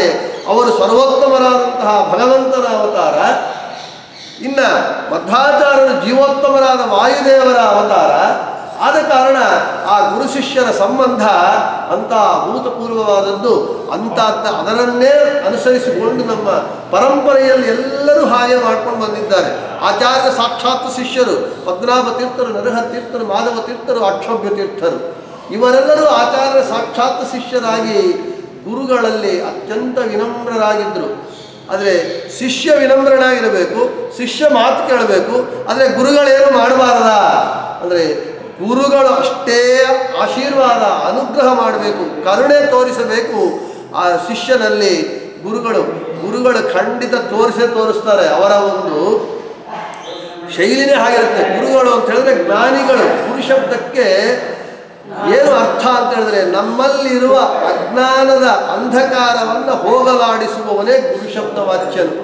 ಆದ ಕಾರಣ ಗುರುಗಳು ಅಷ್ಟೇ ಅನುಗ್ರಹವನ್ನು, ಪ್ರೀತಿಯನ್ನು ಶಿಷ್ಯರಲ್ಲಿ ತೋರಿಸ್ತಾ ಇರ್ತಾರೆ. ಹಾಗೆ ಪದ್ಮನಾಭ ತೀರ್ಥರು, ನರಹರ ತೀರ್ಥರು, ಮಾಧವ ತೀರ್ಥರು, ಅಕ್ಷೋಭ್ಯ ತೀರ್ಥರು ಆಚಾರ್ಯರಲ್ಲಿ ಅಷ್ಟೇ ಶಿಷ್ಯತ್ವವನ್ನು ವಹಿಸಿ ಭಕ್ತಿಯನ್ನು ತೋರಿಸಿದ್ದಾರೆ. ಇನ್ನು ಆಮೇಲೆ ಅಕ್ಷೋಭ್ಯ ತೀರ್ಥರ ಶಿಷ್ಯರು ಜಯತೀರ್ಥರು. ಅಲ್ಲಿ ಅಕ್ಷೋಭ್ಯ ತೀರ್ಥರ ಜಯತೀರ್ಥರ ಶಿಷ್ಯ ಸಂಬಂಧ ನೋಡಿದಾಗ ಗ್ರಂಥಗಳಲ್ಲಿ ಅವರು ಮಾಡುವಂತಹ ಸ್ತೋತ್ರವನ್ನು ಕಂಡಾಗ ನಮಗೆ ಆಶ್ಚರ್ಯವಾಗುತ್ತೆ. ಎಷ್ಟು ಇದು ಅವರ ಗುರುಗಳಲ್ಲಿ ಎಷ್ಟು ಭಕ್ತಿ. ಆದ ಕಾರಣ ಈ ಗುರು ಶಿಷ್ಯರ ಸಂಬಂಧದಲ್ಲಿ ಹೀಗೆ ಹೇಳ್ಕೊಳ್ತಾ ಬಂದರೆ ಇನ್ನು ಬೇಕಾದಷ್ಟಿದೆ. ಅಂದರೆ ನಮ್ಮ ವಿಷಯಕ್ಕೆ ಬಂದಾಗ ಇದು ಪೀಠಿಕೆ, ಗುರು ಶಿಷ್ಯರ ಸಂಬಂಧಕ್ಕೆ ಒಂದು ಪೀಠಿಕೆ. ಇದಕ್ಕೆ ಒಂದು ಉಪಾಖ್ಯಾನವನ್ನು ಹೇಳ್ತೇನೆ. ಗುರು ಶಿಷ್ಯರ ಸಂಬಂಧದಲ್ಲಿ ಒಂದು ಭಾರತದಲ್ಲಿ ಒಂದು ಉಪಾಖ್ಯಾನ ಬರುತ್ತೆ, ಉಪಮನ್ಯು ಉಪಾಖ್ಯಾನ ಅಂತ ಬರುತ್ತೆ. ಆಯೋಧದವಂಗರು ಗುರುಗಳಿದ್ದರು, ಒಬ್ಬ ಶಿಷ್ಯ ಉಪಮನ್ಯು ಬಂದ. ಇವಾಗೆಲ್ಲ ಹೇಗೆ ಕೆ ಸೆಟ್ಟು, ಎಮ್ ಸೆಟ್ಟು, ಆ ಸೆಟ್ಟು, ಈ ಸೆಟ್ಟು ಅಂತ ಹೇಳಿ ಎಂಟ್ರೆನ್ಸ್ ಎಕ್ಸಾಮ್ ಬರೋದು, ಅದರಲ್ಲಿ ಸೆಲೆಕ್ಟ್ ಆದ್ರೆ ಹೇಗಿದೆ ಮೆಡಿಕಲ್ ಕೋರ್ಸು, ಇಂಜಿನಿಯರಿಂಗ್ ಕೋರ್ಸಿಗೆಲ್ಲ ಸೇರಿಸ್ಕೊಂತಾರೋ ಹಾಗೆ ಅಲ್ಲಿ ಗುರುಕುಲದಲ್ಲಿ ಸೇರಬೇಕು. ನಾ ಸಂವತ್ಸರ ವಾಸನೆ ಪ್ರಬ್ರೂಯಾತ್ ಅಂತ ನಿಯಮ. 1 ವರ್ಷ ಕಾಲ ಗುರುಗಳ ಸೇವೆ ಮಾಡಬೇಕು ಅವನು ಶಿಷ್ಯ. ಆ ವರ್ಷ ಕಾಲ ಇವನಿಗೆ ಅಪ್ರೆಂಟಿಸ್ಶಿಪ್ ಇದ್ದಾಗ ಈ ವರ್ಷ ಕಾಲದಲ್ಲಿ ಗುರುಗಳು ಗುರುಪತ್ನಿ ಹೇಳಿದಂತಹ ಮಾತುಗಳನ್ನು ಕೇಳಿ ವಿನಮ್ರನಾಗಿ ಇದ್ದು ಗುರು ಸೇವೆ ಮಾಡಿದ ಮೇಲೆ ಆವಾಗ ಗುರುಗಳಿಗೆ ಅವನನ್ನು ಕಂಡು ಇವನು ಆರ್ಷ ವಿದ್ಯೆ, ನಮ್ಮ ಆಧ್ಯಾತ್ಮಿಕ ವಿದ್ಯೆ ಹೇಳಿಸ್ಕೊಳ್ಳಿಕ್ಕೆ ಇವನು ಅರ್ಹ ಅಂತೇಳಿ ಗುರುಗಳ ಮನಸ್ಸಿಗೆ ಬಂದರೆ ಗುರುಕುಲದಲ್ಲಿ ಅಡ್ಮಿಷನ್ನು ಆವಾಗೆ ಪಾಠ. ಇಲ್ಲ ಅಂತ ಹೇಳಿದ್ರೆ ಅಡ್ಮಿಷನ್ ಟೆಸ್ಟ್ ರಿಜೆಕ್ಟೆಡ್, ಫೇಲ್. ಹಾಗೆ 1 ವರ್ಷ ಕಾಲ ಸೇವೆ ಮಾಡಬೇಕಾಗಿತ್ತು. ಸರಿ, ಉಪಮನ್ಯು ಬಂದ. ಆಯೋಧ್ಯ ಗುರುಕುಲದಲ್ಲಿ ಸೇವೆ ಮಾಡ್ತಾ ಇದ್ದ, ಎಲ್ಲ ಕೆಲಸಗಳನ್ನು ಮಾಡ್ತಾ ಇದ್ದ. ಸರಿ, ಅವ್ರು ಹೋಗಿ ಯಾಯವಾರ ಮಾಡಿ ಭಿಕ್ಷಾ ತಂದು ಕೊಡ್ಬೇಕು ಎಲ್ಲರೂ ಶಿಷ್ಯರು. ಸರಿ ಆಯಿತು, ಭಿಕ್ಷೆ ತಂದು ಕೊಟ್ಟರು. ಕೆಲವು ಇದ್ರೆ ಆದಮೇಲೆ ಆಯೋಧಮ್ಮರು ತಮ್ಮ ಪತ್ನಿ ಹೇಳಿದರು, ನೋಡು ಆ ಉಪಮನ್ಯುಗೆ ಇವತ್ತಿನಿಂದ ಊಟ ಹಾಕಬೇಡ ಅಂತ ಹೇಳಿಬಿಟ್ಟು. ಸರಿ, ಗುರುಪತ್ನಿ ಗಂಡನ ಮಾತು ಕೇಳಿ ಎಲ್ಲರಿಗೂ ಊಟ ಹಾಕ್ತಾ ಇದ್ರು. ಉಪಮನ್ಯು ಊಟ ಹಾಕ್ತಾ ಇದ್ದಿಲ್ಲ. ಕೆಲವು ಕಾಲ ಆಯಿತು, ಊಟ ಇಲ್ಲ. ಇವನು ಸುಮ್ಮನೆ ಇದ್ದ, ಏನು ಕೇಳಲಿಲ್ಲ, ಚೆನ್ನಾಗೇ ಇದ್ದ, ಆರೋಗ್ಯವಾಗಿದ್ದ. ಏನು ಒಂದು ಒಪ್ಪತ್ತು ಊಟ ಇಲ್ಲದ್ರೆ ನಮಗೆ ಕಷ್ಟ ಆಗುತ್ತೆ, ಆದರೆ ನಾನು ಆರೋಗ್ಯವಾಗಿದ್ದ. ಆಮೇಲೆ ಗುರುಗಳು ಕೇಳಿದ್ರು, ಉಪಮನ್ಯು ಏನಪ್ಪ ಮಾಡ್ತಾ ಇದ್ಯಾ, ನನಗೆ ಊಟ ಹಾಕ್ತಾ ಇಲ್ವಲ್ಲ. ಗುರುಗಳೇ ಯಾಯವಾರ ತೊಗೊಂಡು ಬರ್ತೀನಿ, ನಿಮಗೆ ಕೊಡ್ತೀನಿ, 2ನೇ ಸಲ ಮತ್ತು ಯಾಯವಾರಕ್ಕೆ ಹೋಗ್ತಾ ಇದ್ದೀನಿ ನನಗಾಗಿ ಅಂತಂದ. ಅವ್ರು ಹೇಳಿದ್ರು, ನೋಡಪ್ಪ ಹಾಗೆಲ್ಲ ಹೋಗಬಾರ್ದು, ನೀನು 2 ಸಲ ಹೋದರೆ ಆ ಮನೆ ಗೃಹಿಣಿಗೆ ತೊಂದರೆ ಆಗುತ್ತೆ, ಇನ್ನೊಬ್ಬ ಶಿಷ್ಯನಿಗೆ ಅದು ಕಡಿಮೆ ಆಗುತ್ತೆ, ನೀನು ಹೋಗಬಾರ್ದು ಅಂದರು. ಸರಿ, ನಿಲ್ಲಿಸ್ಬಿಟ್ಟ. ಮತ್ತೆ ಯಥಾ ಪ್ರಕಾರ ಯಾಯವಾರ ತಂದು ಕೊಡ್ತಾ ಇದ್ದ, ಊಟ ಹಾಕ್ತಾ ಇದ್ದಿಲ್ಲ. ಕೆಲವು ಕಾಲ ಆಯಿತು, ಇನ್ನೇನು ಆರೋಗ್ಯವಾಗೇ ಇದ್ದ. ಆಮೇಲೆ ನೋಡಿದ, ಏನು ಮಾಡ್ತಾ ಇದ್ಯಾ? ಇಲ್ಲ ಗುರುಗಳೇ, ನಾನು ತಂದಿದ್ದು ನಿಮಗೆ ಕೊಡ್ತಾ ಇದ್ದೆ, ಆಕಳು ಹಾಲನ್ನು ಕುಡಿತಾ ಇದ್ದೀನಿ ಅಂತ ಹೇಳಿದವನು. ಅವನು ಬಹಳ ಚಾಣಾಕ್ಷ ಇದ್ದಾನೆ ಅವನು ಅಂಥೇಳಿ, ನೀನು ಆಕಳು ಹಾಲು ಕುಡಿದ್ಬಿಟ್ರೆ ಕರುವು ನೀನು ಕುಡಿತಿ ಅಂತೇಳಿ ಪಾಪ ಆಕಳು ಕರುವಿಗೆ ಹಾಲು ಕೊಡೋದಿಲ್ಲ. ಆದ ಕಾರಣ ನೀನು ಕರುವಿಗೆ ತೊಂದರೆ ಆಗುತ್ತೆ, ಆಕಳು ಹಾಲು ಕುಡಿಬೇಡ ಅಂದ್ಬಿಟ್ರು. ಆಯ್ತು, ಅದು ಬಿಟ್ಟ. ಕೆಲವು ಕಾಲ ಚೆನ್ನಾಗಿದ್ದ. ಮತ್ತು ಕೇಳಿದ್ರು ಗುರುಗಳು, ಏನಪ್ಪ ಏನು ಮಾಡ್ತಾ ಇದ್ಯಾ, ನಿನ್ಗೇನು ನಿನ್ನ ಆರೋಗ್ಯದಲ್ಲಿ ಏನು ಏರುಪೇರು ಆಗಲಿಲ್ಲ, ಚೆನ್ನಾಗಿ ದಷ್ಟಪುಷ್ಟವಾಗಿ ಇದೆಯಾ? ಗುರುಗಳೇ, ಕರು ಕುಡಿದು ಹೋದ್ಮೇಲೆ ಆ ಹಸುವಿನ ಮೊಲೆಗಿರಂಥ ನುರಗಳನ್ನು ಕುಡಿತಾ ಇದ್ದೇನೆ ಅಂತ ಹೇಳ್ದ. ಇವನೇನು ಸರಿ ಇಲ್ಲ, ನೀನು ಅದೂ ಕುಡಿಬಾರ್ದು ಅಂತ ಹೇಳಿದ್ರು ಗುರುಗಳು. ಸರಿ, ಅದೂ ಬಿಟ್ಟ. ಕೆಲವು ಕಾಲ ಆಯಿತು, ಮತ್ತೇನು ಯಾವ ಕೆಲಸ ಬಿಡೋಗಿಲ್ಲ, ಹೇಳಿದ ಕೆಲಸ ಎಲ್ಲ ಮಾಡಬೇಕು, ಕಾಡಿಗೆ ಹೋಗಬೇಕು, ಸಮಿತಿಗಳು ತರಬೇಕು, ಎಲ್ಲ ಕೆಲಸ ಮಾಡ್ತಾ ಇದ್ದ. ಸರಿ, ಕೆಲವು ಕಾಲ ಆದಮೇಲೆ ಎಷ್ಟೊತ್ತಾದರೂ ಶಿಷ್ಯ ಮನೆಗೆ ಬರಲೇ ಇಲ್ಲ. ರಾತ್ರಿ ಆಗೋಯ್ತು. ಸರಿ, ಆವಾಗ ಆಯೋಧವ್ಯರು ಈ ಜೀವಿಟಿ ಹಿಡ್ಕೊಂಡು ಶಿಷ್ಯರ ಜೊತೆಗೆ ಕಾಡಲ್ಲಿ ಹೋದರು. ಎಲ್ಲಿ ಬಂದಿಲ್ಲ, ಎಲ್ಲಿ ಹೋದ? ಅದು ಪ್ರೀತಿ. ಉಪಮನ್ಯು ಕಿರಿಸ್ತಾ ಕಾಡಲ್ಲಿ ಹುಡುಕ್ತಾ ಹೋದರು. ಭಾಳ ಒಳಗೆ ಕಾಡಲ್ಲಿ ಹೋದ ಮೇಲೆ ಒಂದು ಜಾಗದಿಂದ ಒಂದು ಕಡೆಯಿಂದ ಹೀನ ಸ್ವರದಿಂದ ಗುರುಗಳೇ ನಾ ಇದ್ದೀನಿ ಅಂತ ಕೇಳಿಸ್ತು ಶಿಷ್ಯನ ಶಬ್ದ. ಸರಿ, ಅಲ್ಲಿ ಹೋಗಿ ನೋಡ್ತಾರೆ, ಹಾಳು ಬಿದ್ದ ಬಾವಿಯಲ್ಲಿ ಬಿದ್ದು ಹೋಗಿದ್ದಾನೆ ಅವನು ಉಪಮನ್ಯು. ಆವಾಗ ಏನಯ್ಯ ಯಾಕೆ ಹೀಗೆ ಬಿದ್ದಿ? ಇಲ್ಲ ಗುರುಗಳೇ, ನೀವು ಏನು ಊಟ ಮಾಡಬಾರ್ದು, ಏನು ತಿನ್ನಬಾರ್ದು ಅಂತ ಹೇಳಿಬಿಟ್ರಿ, ನಿಮ್ಮ ಆಜ್ಞೆ ನಾನು ಮೀರುವಂತೆ ಇಲ್ಲ. ಆದರೆ ನನಗೆ ಹಸಿವೆ ಭಾಳ ಆಗೋದು, ತಡಿಲಿಕ್ಕಾಗಿಲ್ಲ. ಏನು ಮಾಡಿದೆ? ಅರ್ಕಪತ್ರಗಳನ್ನು ತಿಂದುಬಿಟ್ಟೆ. ಈ ಅರ್ಕಪತ್ರಗಳನ್ನು ತಿಂದಾಗ ನನಗೇನಾಯ್ತು, ಕಣ್ಣು ಹೋಯ್ತು. ಕಣ್ಣು ಹೋದರೆ ಕತ್ತಲಲ್ಲಿ ಕಣ್ಣು ಕಾಣುತ್ತೆ, ಬಂದು ಈ ಹಾಳು ಬಿದ್ದ ಬಾವಿಯಲ್ಲಿ ಬಿದ್ದೆ. ಓ ಹಾಗಾ, ಆಯಿತು ಅಂಥೇಳಿ ಆವಾಗ ಮಂತ್ರವನ್ನು ಉಪದೇಶ ಮಾಡ್ತಾರೆ. ಈ ಮಂತ್ರವನ್ನು ಜಪಿಸು ಅಂತ ಹೇಳಿದ್ರು. ಸರಿ, ಜಪಿಸ್ತಾನೆ. ಜಪಿಸಿದ ಮೇಲೆ ಉಪಮನ್ಯು ಅಶ್ವಿನಿ ದೇವತಾ ಅಶ್ವಿನಿ ದೇವತೆಗಳು ಬರ್ತಾರೆ. ಅಭಿಮಂತ್ರಿಸಿದಂತಹ ರೊಟ್ಟಿಯನ್ನು ಕೊಡ್ತಾರೆ, ತಿನ್ನು ಅಂಥೇಳಿ. ಅವನು ನೋಡ್ರಿ, ಅದು ಗುರು ಶಿಷ್ಯರ ಸಂಬಂಧ. ಗುರುಗಳೇನು ಹೇಳಿದ್ದಾರೆ, ನಿನ್ಗೆ ಏನು ಸಂಪಾದನೆ ಮಾಡಿದ್ರು ಮೊದಲು ನನಗೆ ತಂದು ಕೊಡಬೇಕು ಅಂತ ಹೇಳಿದರು. ಆವಾಗ ಆ ಉಪಮನ್ಯು ಕಣ್ಣು ಕಾಣಿಸ್ತಾ ಇಲ್ಲ, ಹಸಿವೆ ಆಗ್ತಾ ಇದೆ, ಅನೇಕ ದಿನಗಳಿಂದ ಊಟವಿಲ್ಲ. ಆವಾಗ ಅವನೇನು ಮಾಡ್ತಾನಂತೆ, ಅಶ್ವಿನಿ ದೇವತೆಗಳು ಕೊಟ್ಟಂತಹ ಅಭಿಮಂತ್ರಿಸಿದ ರೊಟ್ಟಿಯನ್ನು ಗುರುಗಳಿಗೆ ಹೋಗಿ ಸಮರ್ಪಣೆ ಮಾಡ್ತಾ ಇದ್ದಾನಂತೆ. ಗುರುಗಳೇ, ನಿಮಗೆ ಮೊದಲು ಕೊಡ್ತೇನೆ ತಗೊಳ್ಳಿ ಅಂಥೇಳಿ. ಆವಾಗ ಅಶ್ವಿನಿ ದೇವತೆಗಳಿಗೆ ಬಹಳ ಸಂತೋಷ ಆಗೋಯ್ತಂತೆ. ನೀನಯ್ಯ ಶಿಷ್ಯ ಅಂದರೆ ಇದು ಗುರುಭಕ್ತಿ. ನಿಮ್ಮ ಗುರುಗಳು ಹೀಗೆ ಆಯೋಧ ಧೌಮ್ಯರು, ಅವರ ಗುರುಗಳು ಹೀಗೆ ಪರೀಕ್ಷೆ ಮಾಡಿದ್ರು. ಆವಾಗೂ ನಾವು ಹೀಗೆ ಬಂದ್ವಿ ಜಪ್ ಮಾಡಿದಾಗ, ಆವಾಗೂ ನಾವು ಹೀಗೆ ರೊಟ್ಟಿ ಕೊಟ್ವಿ. ಆದರೆ ನಿಮ್ಮ ಗುರುಗಳು ಏನು ಮಾಡಿದ್ರು ಗೊತ್ತಾ? ಅವ್ರ ಗುರುಗಳ ಪಡೆದು ಅವರೇ ತಿಂದುಬಿಟ್ರು ನೇರಾಗಿ. ಆದ ಕಾರಣ ಅವರಿಗೆ ಆಯೋಧ ಧೌಮ್ಯರು ಅಂದರೆ ಕಬ್ಬಣದ ದಂತಗಳು ಅವರಿಗೆ ಕೊಟ್ವಿ ನಾವು. ಗುರುಗಳಿಗೆ ಸಮರ್ಪಣೆ ಮಾಡದ ತಿಂದ ಕಾರಣ ಕಬ್ಬಣದ ಹಲ್ಲುಗಳನ್ನು ಕೊಟ್ವಿ. ಆದರೆ ನೀನು ಗುರುಭಕ್ತಿ ಮೆಚ್ಚಿ ನೀನು ಗುರುಗಳಿಗೆ ಕೊಟ್ಟಿಯಲ್ಲ, ನಿನ್ನ ಗುರುಭಕ್ತಿಗೆ ಮೆಚ್ಚಿ ನಾವು ನಿಮಗೆ ಬಂಗಾರದ ಹಲ್ಲುಗಳನ್ನು ಕೊಡ್ತೇವೆ ಅಂತೇಳಿ ಅನುಗ್ರಹ ಮಾಡಿದ್ರಂತೆ. ಅಂದರೆ ಇದು ಗುರು ಶಿಷ್ಯರ ಸಂಬಂಧ. ಭಾರತದಲ್ಲಿ ಬರುವಂತಹ ಉಪಮನ್ಯು ಉಪಾಖ್ಯಾನ. ಗುರುಗಳಲ್ಲಿ ಅಷ್ಟು ಭಕ್ತಿ ಮಾಡಬೇಕು ಶಿಷ್ಯ, ಶಿಷ್ಯರಲ್ಲಿ ಗುರುಗಳು ಅಷ್ಟು ವಾತ್ಸಲ್ಯ ಮಾಡಬೇಕು.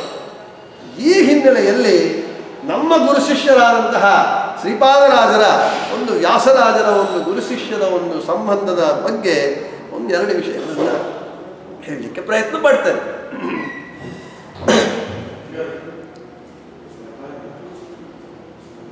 ಶ್ರೀಪಾದರಾಜರ ಹತ್ರ ವಿದ್ಯೆಯನ್ನು ಕಲ್ತರು. ಈ ಜಾಗ ನಿಜವಾಗಲೂ ನಾವು ಏಸು ಜನ್ಮದ ಸುಕೃತದ ಫಲವೋ, ಎಷ್ಟು ಜನ್ಮ ಸುಕೃತದ ಫಲವಿದ್ದರೆ ವ್ಯಾಸರಾಜರು, ವಾದಿರಾಜರು, ಕನಕದಾಸರು, ಪುರಂದರದಾಸರು, ಮಹಾನುಭಾವರು ಎಲ್ಲರೂ ಕೂಡ ಇಲ್ಲಿ ನಡೆದಾಡಿದ ಜಾಗ.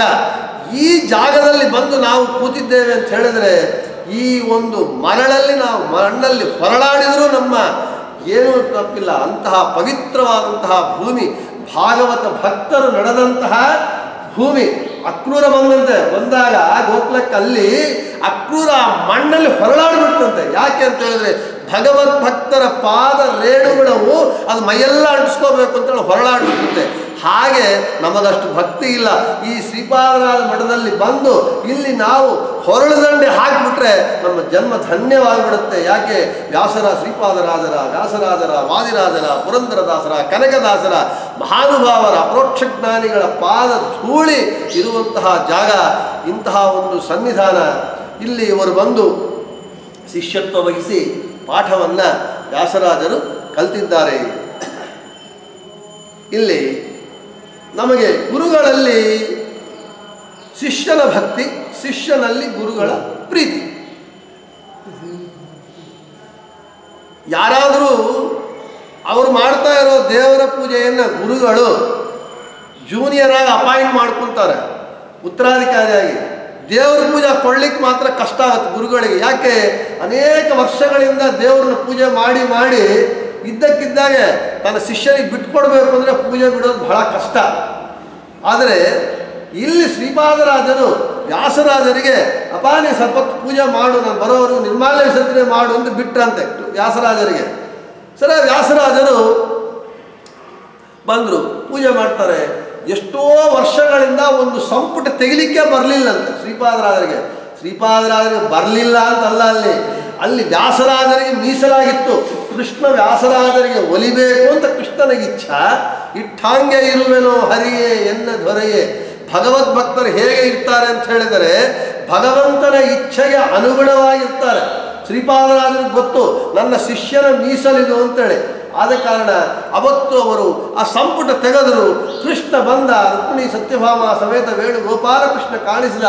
ಆನಂದವಾಗೋಯ್ತು ವ್ಯಾಸರಾಜರಿಗೆ.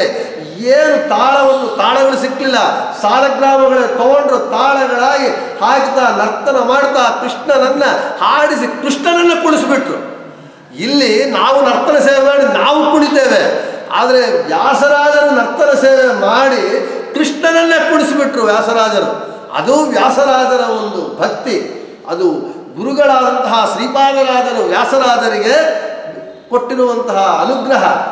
ಆವಾಗೆ ಹೇಳಿದ್ರು, ಪಾಪ ಮಿಕ್ಕವರಿಗೆ ಏನೂ ಗೊತ್ತಿಲ್ಲ, ಸ್ವಾಮಿ ನಿಮ್ಮ ಶಿಷ್ಯ ಏನೋ ಕುಣಿತಾ ಇದ್ದಾನೆ, ಸಾಲಿಗ್ರಾಮಗಳೆಲ್ಲ ಒಡೆದು ಹಾಕಿಬಿಡ್ತಾ ಇದ್ದಾನೆ ತಾಳಗಳು ಹಾಕಿ ಅಂತೇಳಿ. ಪಾಪ ಇವ್ರಿಗೆ ಗೊತ್ತಿಲ್ಲ. ಗುರುಗಳು ಹೇಳಿದ್ರು ಶ್ರೀಪಾದರಾಜರಿಗೆ. ಬಂದು ಶ್ರೀಪಾದರಾಜರು ನೋಡಿದರು, ಆನಂದವಾಗೋಯ್ತು. ನನ್ನ ಶಿಷ್ಯ ಎಂಥವನು. ಶ್ರೀಪಾದರಾಜರು ಬಂದ ಕೂಡಲೇ ಕೃಷ್ಣ ಏನು ಮಾಡಿದ, ನೃತ್ಯ ಭಂಗಿಮೆಗೆ ವಿರುದ್ಧವಾಗಿ ಕಾಲುಗಳನ್ನಿಟ್ಟು ನಿಂತು ಬಿಟ್ಟ. ಅದೇ ಇವತ್ತಿನ ದಿನ ಸೋಸಲೆ ವ್ಯಾಸರಾಜ ಮಠದಲ್ಲಿ ರುಕ್ಮಿಣಿ ಸತ್ಯಭಾಮ ಸಮೇತ ವೇಣುಗೋಪಾಲ ಕೃಷ್ಣನ ಪಟ್ಟದ ದೇವರಾಗಿ ಇವತ್ತಿನ ದಿನ ಇವತ್ತು ನಾವು ನೋಡ್ತಾ ಇದ್ದೀವಿ. ಅದು ವ್ಯಾಸರಾಜರ ಒಂದು ಭಕ್ತಿ. ವ್ಯಾಸರಾಜರು ಶಿಷ್ಯರಾಗಿ ಶ್ರೀಪಾದರಾಜರನ್ನ ಅನೇಕ ಹೊಗಳಿದ್ದಾರೆ. ಬೇಕಾದಷ್ಟು ಶಿಷ್ಯರು ಗುರುಗಳನ್ನು ಹೊಗಳೋದ್ರೊಳಗೆ ಏನೂ ದೊಡ್ಡ ವ್ಯತ್ಯಾಸವಿಲ್ಲ, ಬೇಕಾದಷ್ಟು ಹೊಗಳಬಹುದು. ಅಲ್ಲಿ ಪಂಚರತ್ನ ಮಾಲಿಕಾ ಸ್ತೋತ್ರವೇ ಮಾಡಿದ್ದಾರೆ, ಇಲ್ಲಿ ನೋಡಿದ್ದೀರಿ. ಯದ್ ಬೃಂದಾವನ ಸೇವೆಯ, ಇಲ್ಲಿ ಯಾರು ಶ್ರೀಪಾದರಾಜರ ಬಂದು ಸೇವೆ ಮಾಡಿಬಿಟ್ಟರೆ ಎಲ್ಲವೂ ಸಿಗತ್ತೆ, ಸಕಲವೂ ಸಿಗತ್ತೆ. ಮಕ್ಕಳಿದವರು ಮಕ್ಕಳಾಗ್ತಾರೆ, ಧನ ಧಾನ್ಯ ಎಲ್ಲವೂ ಸಕಲ ಐಶ್ವರ್ಯಗಳು ಸಿಗತ್ತೆ ಅಂತ ಹೇಳ್ತಾ ಇದ್ದಾರೆ. ಹಾಗೆ 5 ಪಂಚರತ್ನ ಮಾಲಿಕಾ ಸ್ತೋತ್ರದಲ್ಲಿ ವ್ಯಾಸರಾಜರು ಶ್ರೀಪಾದರಾಜರನ್ನ ಕೊಂಡಾಡಿಬಿಟ್ಟಿದ್ದಾರೆ. ಇನ್ನು ಶ್ರೀಪಾದರಾಜರ ಒಂದು ಚರ್ಮಶ್ಲೋಕ ನೋಡಿದ, ಕಾಲೇ ಫಲತಿ ಸುರದ್ರುಹು ಚಿಂತಾಮಣಿರಪಿ ಯಾಚನೆ ದಾತ ವರ್ಷತಿ ಸಕಲಮಭೀಷ್ಟಂ ದರ್ಶನ ಮಾತ್ರ ಶ್ರೀಪಾದರಾಣ್ಮುನಿ. ಕಾಲೇ ಫಲತಿ ಸುರದ್ರುಹು ಚಿಂತಾಮಣಿರಪಿ ಯಾಚನೆ ದಾತ. ದೇವಲೋಕದಲ್ಲಿರುವಂತಹ ಕಲ್ಪವೃಕ್ಷ ಅದು ಕಾಲದಲ್ಲಿ ಬಿಡುತ್ತಷ್ಟೇ, ಮತ್ತು ಚಿಂತಾಮಣಿ ಕೂಡ ಕೇಳಿದ್ರೆ ಕೊಡುತ್ತೆ. ಆದರೆ ವರ್ಷತಿ ಸಕಲಮಭೀಷ್ಟಂ ದರ್ಶನ ಮಾತ್ರ ಶ್ರೀಪಾದರಾಣ್ಮುನಿ. ಶ್ರೀಪಾದರಾಜರಲ್ಲಿ ಬಂದು ಅವರ ದರ್ಶನ ಮಾಡಿದರೆ ಸಾಕು, ನಮಗೆ ವರ್ಷತಿ ಸಕಲಮಭೀಷ್ಟಂ ಎಲ್ಲ ಅಭೀಷ್ಟಗಳನ್ನು ವರ್ಷಿಸಿ ಬಿಡ್ತಾರಂತೆ ನಮ್ಮ ಶ್ರೀಪಾದರಾಜರು. ಅಂತಹ ಶ್ರೀಪಾದರಾಜರು ಮಹಾನುಭಾವರು. ಅವರ ಶಿಷ್ಯರಾಗಿ ವ್ಯಾಸರಾಜರಿದ್ದು ಅವರ ಒಂದು ಸಂಬಂಧ ಮಹಾ ಅಭೂತಪೂರ್ವವಾದದ್ದು, ಲೋಕಕ್ಕೆ ಆದರ್ಶಪ್ರಾಯವಾದದ್ದು. ಸರಿ, ವ್ಯಾಸರಾಜರು ಸಂಚಾರ ಮಾಡ್ತಾ ಹೋದರು. ಪಕ್ಷಧರ ಮಿಶ್ರ ವಾದದಲ್ಲಿ ಬಂದ, ಸೋತ. ಆಯಿತು. ಪಕ್ಷಧರ ಮಿಶ್ರನಿಗೆ ಆಶ್ಚರ್ಯ, ಅವನು ತಾರ್ಕಿಕ ಪಂಡಿತ, ಅವನನ್ನು ಸೋಲಿಸೋರೇ ಯಾರೂ ಇಲ್ಲ ಆಗಿನ ಕಾಲದಲ್ಲಿ. ಅಂಥದ್ದು ವ್ಯಾಸರಾಜರವನ್ನು ಸೋಲಿಸ್ಬಿಟ್ರು. ಅವನಿಗೆ ಆಶ್ಚರ್ಯ ಆಗೋಯ್ತಂತೆ, ನನ್ನ ಸೋಲಿಸಿದ್ದಾರೆ ಈ ವ್ಯಾಸರಾಜರು, ಇವರೇ ಇಷ್ಟು ಗಟ್ಟಿಗರಾದರೆ ಇವರ ಗುರುಗಳು ಶ್ರೀಪಾದರಾಜರು ಇನ್ನೆಷ್ಟು ಗಟ್ಟಿಗರಾಗಿರಬೇಕು. ಅಂದರೆ ಶಿಷ್ಯರಿಂದ ಗುರುಗಳಿಗೆ ಎಷ್ಟು ಕೀರ್ತಿ, ಶಿಷ್ಯನೇ ಇಷ್ಟು ಗಟ್ಟಿಗಾದರೆ ಗುರುಗಳು ಇನ್ನೆಷ್ಟು ಗಟ್ಟಿಗರು. ಆದ ಕಾರಣ ಇವರ ಗುರುಗಳನ್ನು ನೋಡಬೇಕು ಅಂತೇಳಿ ನರಸಿಂಹತೀರ್ಥಕ್ಕೆ ಬಂದ್ರಂತೆ. ಶ್ರೀಪಾದರಾಜರ ದರ್ಶನಕ್ಕಾಗಿ ಒಂದು ಪಕ್ಷಧರ ಮಿಶ್ರ ಪ್ರತಿವಾದಿ ತಾರ್ಕಿಕ ಪಂಡಿತ ವ್ಯಾಸರಾಜರಲ್ಲಿ ಸೋತು ಶಿಷ್ಯನೇ ಹೀಗಿದ್ದಾಗ ಗುರುಗಳು ಇನ್ನೆಷ್ಟು ಮಹಾನುಭಾವರು ಅಂತ ಅವರ ದರ್ಶನಕ್ಕಾಗಿ ಪಕ್ಷಧರ ಮಿಶ್ರ ಬಂದಂತೆ. ಬಂದು ಶಿಷ್ಯರ ಕುರಿತು ವ್ಯಾಸರಾಜರ ಕುರಿತು ಶ್ರೀಪಾದರಾಜರಿಗೆ ಹೇಳ್ತಾನಂತೆ ಪಕ್ಷಧರ ಮಿಶ್ರ ಏನಂತೇಳಿ, ಯದಧೀತಂ ತದಧೀತಂ ಯದನಧೀತಂ ತದಪಿ ಅಧೀತಂ ಪಕ್ಷಧರ ವಿಪಕ್ಷ ನಾವೇಕ್ಷಿ ವಿನಾ ನವೀನ ವ್ಯಾಸೇನ ಅಂತ ಹೇಳ್ತಾರೆ. ಈ ಪಕ್ಷಧರ ಮಿಶ್ರ ಓದಿದ್ದೆಲ್ಲ ವ್ಯಾಸರಾಜರು ಓದಿಬಿಟ್ಟಿದ್ದಾರೆ. ಇದು ಯಾರು ಬೇಕಾದರೆ ಹೇಳಬಹುದು. ಯದನ ಅಧೀತಂ ತದಪಿ ಅಧೀತಂ. ಈ ಪಕ್ಷಧರ ಮಿಶ್ರನು ಓದದೇ ಇದ್ದಿದ್ದನ್ನೂ ಕೂಡ ವ್ಯಾಸರಾಜರು ಓದಿದ್ದಾರೆ. ಇದು ಬಹಳ ಕಷ್ಟ. ಅಹಂಕಾರ ಖಂಡನೆ ಮಾಡ್ಕೋಬೇಕು. ಅಂದರೆ ಎಷ್ಟು ಮನಸೋತಿದ್ದರೆ ವ್ಯಾಸರಾಜರಲ್ಲಿ ಆ ಪಕ್ಷಧರ ಮಿಶ್ರ ಹೇಳಬೇಕು. ತಾರ್ಕಿಕ ಪಂಡಿತನು ನಾನು ಓದದೇ ಇದ್ದಿದ್ದನ್ನು ವ್ಯಾಸರಾಜರು ಓದಿದ್ದಾರೆ. ಪಕ್ಷಧರ ವಿಪಕ್ಷ ನಾವೇಕ್ಷಿ. ಪಕ್ಷಧರ ಮಿಶ್ರನಿಗೆ ಪ್ರತಿವಾದಿ ಎಂಬುವನೇ ಯಾವನು ಇಲ್ಲವೇ ಇಲ್ಲ. ವಿನಾ ನವೀನ ವ್ಯಾಸೇನ. ಈ ನವೀನ ವ್ಯಾಸರು ಬಿಟ್ಟರೆ ಅಂದರೆ ನವೀನ ವ್ಯಾಸರು ಅಂದರೆ ವೇದವ್ಯಾಸ ದೇವರಿಗೆ ಹೇಳಿಬಿಡ್ತಾ ಇದ್ದಾನೆ. ನವೀನ ವ್ಯಾಸರಾಜರು ಇವರು ಬಿಟ್ಟರೆ, ನವೀನ ವ್ಯಾಸರಾದಂತಹ ಈ ವ್ಯಾಸರಾಜರು ಬಿಟ್ಟರೆ ಈ ಪಕ್ಷಧರ ಮಿಶ್ರನಿಗೆ ಪ್ರತಿ ಆಳು ಯಾರು ಇಲ್ಲೇ ಇಲ್ಲ ಅಂತ ಪಕ್ಷಧರ ಮಿಶ್ರ ಬಂದು ಶ್ರೀ ವ್ಯಾಸರಾಜರ ಕುರಿತು, ಶಿಷ್ಯನ ಕುರಿತು ಗುರುಗಳಾದ ಶ್ರೀಪಾದರಾಜರಿಗೆ ಒಬ್ಬ ಪ್ರತಿವಾದಿ ಹೇಳಬೇಕಾಗಿದ್ದರೆ ಶ್ರೀಪಾದರಾಜರು ವ್ಯಾಸರಾಜರನ್ನು ಹೇಗೆ ತಯಾರಿ ಮಾಡಿರಬೇಕು ಅದು ಇವಾಗ ಹೇಳ್ಕೊಡ್ತಾರೆ. ಏನೋ ಅಭಿನವ ನವೀನ ಅದು ಇದು ಅಂಥೇಳಿ, ಅವ್ರು ಯಾರು ಅಭಿನವ ನವೀನರು ಯಾರು ಅಲ್ಲ. ನವೀನ ವ್ಯಾಸರು ಅಂದರೆ ನಮ್ಮ ವ್ಯಾಸರಾಜರೇ. ಸುಮ್ಮನೆ ಹೇಳ್ಕೊಂಬೋದಾಗ್ಬಿಟ್ಟದೆ ಅಭಿನವ ಆನಂದ ತೀರ್ಥರು, ಅಭಿನವ ಇದು ನವೀನ ಇದು ಅಂತೇಳಿ. ಇವ್ರು ಯಾರು ಅಲ್ಲ. ನವೀನ ವ್ಯಾಸರಂದ್ರೆ ನಮ್ಮ ವ್ಯಾಸರಾಜರೇ. ಅದು ನಾವು ಹೇಳ್ಕೊಂಬೋದಲ್ಲ, ನಮ್ಮ ಸ್ವಂತ ಡಬ್ಬ ಅಲ್ಲ, ಸ್ವಂತ ಟ್ರಂಪೆಟ್ ಅಲ್ಲ, ಪ್ರತಿವಾದಿ ಹೇಳಿರುವುದು. ನವೀನ ವ್ಯಾಸರಂದ್ರೆ ನಮ್ಮ ವ್ಯಾಸರಾಜರೇ ಹೊರತು ಇನ್ನು ಯಾರೂ ಅಲ್ಲ. ಅದು ವ್ಯಾಸರಾಜರ ಒಂದು ತಾಕತ್ತು. ಇನ್ನು ಶಿಷ್ಯರು ಗುರುಗಳನ್ನು ಹೊಗಳೋದು ಸಹಜ. ಆದರೆ ಎಲ್ಲಿ ಗುರುಗಳು ಶಿಷ್ಯರನ್ನು ಹೊಗಳಿದಂತೆ ಎಲ್ಲಿ ಕಾಣೋದಿಲ್ಲ. ನೀವು ಬೇಕಾದರೆ ನೋಡಿ, ಎಲ್ಲಿ ನೋಡಿದರೂ ಶಿಷ್ಯರು ಹೊಗಳ್ತಾರೆ ಹೊರತು ಗುರುಗಳು ಶಿಷ್ಯರನ್ನು ಪ್ರೀತಿ ಇದ್ದರೂ ಕೂಡ ಹೆಚ್ಚು ಹೊಗಳೋದಿಲ್ಲ. ಯಾಕೆ ಅಂತ ಹೇಳಿದ್ರೆ ಮಕ್ಕಳ ತಂದೆ ಅಷ್ಟೇ, ಮಗ ಎಷ್ಟು ದೊಡ್ಡವರಾದರೂ ಕೂಡ ಮಗನನ್ನು ಹೆಚ್ಚು ಹೊಗಳೋದಿಲ್ಲ. ಯಾಕೆ? ದೊಡ್ಡವರು ಚಿಕ್ಕವರನ್ನು ಹೊಗಳಿದ್ರೆ ಆಯುಷು ಕ್ಷೀಣ ಅಂತ ಹೇಳಿ, ಅಥವಾ ಅವನಿಗೆ ಅಹಂಕಾರ ಬಂದ್ಬಿಡತ್ತೆ ಅಂತ ಹೇಳೋದಿಲ್ಲ, ಮನಸ್ಸಿನಲ್ಲೇ ಸಂತೋಷ ಪಡ್ತಾರೆ. ಅದು ದೊಡ್ಡವರ ಲಕ್ಷಣ. ಆದ ಕಾರಣ ಗುರುಗಳು ಶಿಷ್ಯರನ್ನು ಹೆಚ್ಚು ಹೊಗಳೋದಿಲ್ಲ. ಆದರೆ ನಮ್ಮ ಶ್ರೀಪಾದರಾಜರು ಮನ ಬಿಚ್ಚಿ ವ್ಯಾಸರಾಜರನ್ನು ಹೊಗಳಿಬಿಟ್ಟಿದ್ದಾರೆ. ಹೇಗೆ ಹೊಗಳಿದ್ದಾರೆ? ಹಾಗೂ ಹೀಗೂ ಹೊಗಳೋದಲ್ಲ, ಅಷ್ಟು ರೀತಿಯಲ್ಲಿ ಹೊಗಳಬೇಕಾಗಿದ್ದರೆ ಇದು ನನಗೆ ಅನಿಸುವಂತಹ ಒಂದು ಅನಿಸಿಕೆ. ಶ್ರೀಪಾದರಾಜರು ವ್ಯಾಸರಾಜರನ್ನು ಯಾವ ರೀತಿಯಲ್ಲಿ ಹೊಗಳಿಬಿಟ್ಟಿದ್ದಾರೆ, ಈ ರೀತಿಯಲ್ಲಿ ಹೊಗಳ್ತಾರೆ. ಎಂತಹ ಒಂದು ದೇವರು ನಾವು ಅವ್ರ ಮೇಲೆ ಕೀರ್ತನೆ ಬರೆದುಬಿಟ್ಟಿದ್ದಾರೆ. ಏನು ಅಂತ ಹೇಳಿ,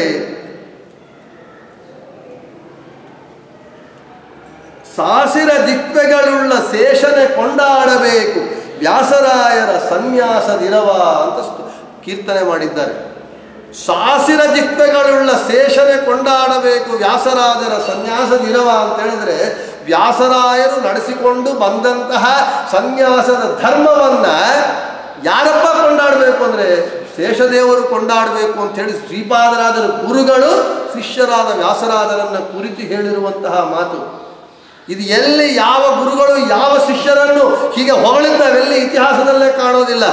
ಅದು ಶ್ರೀಪಾದರಾಜರ ದೊಡ್ಡ ವ್ಯಕ್ತಿತ್ವ, ವ್ಯಾಸರಾಜರ ವ್ಯಕ್ತಿತ್ವ ಅಂತದ್ದು. ಅದು ಗುರು ಶಿಷ್ಯರ ಒಂದು ವ್ಯಕ್ತಿತ್ವ ಸಂಬಂಧ.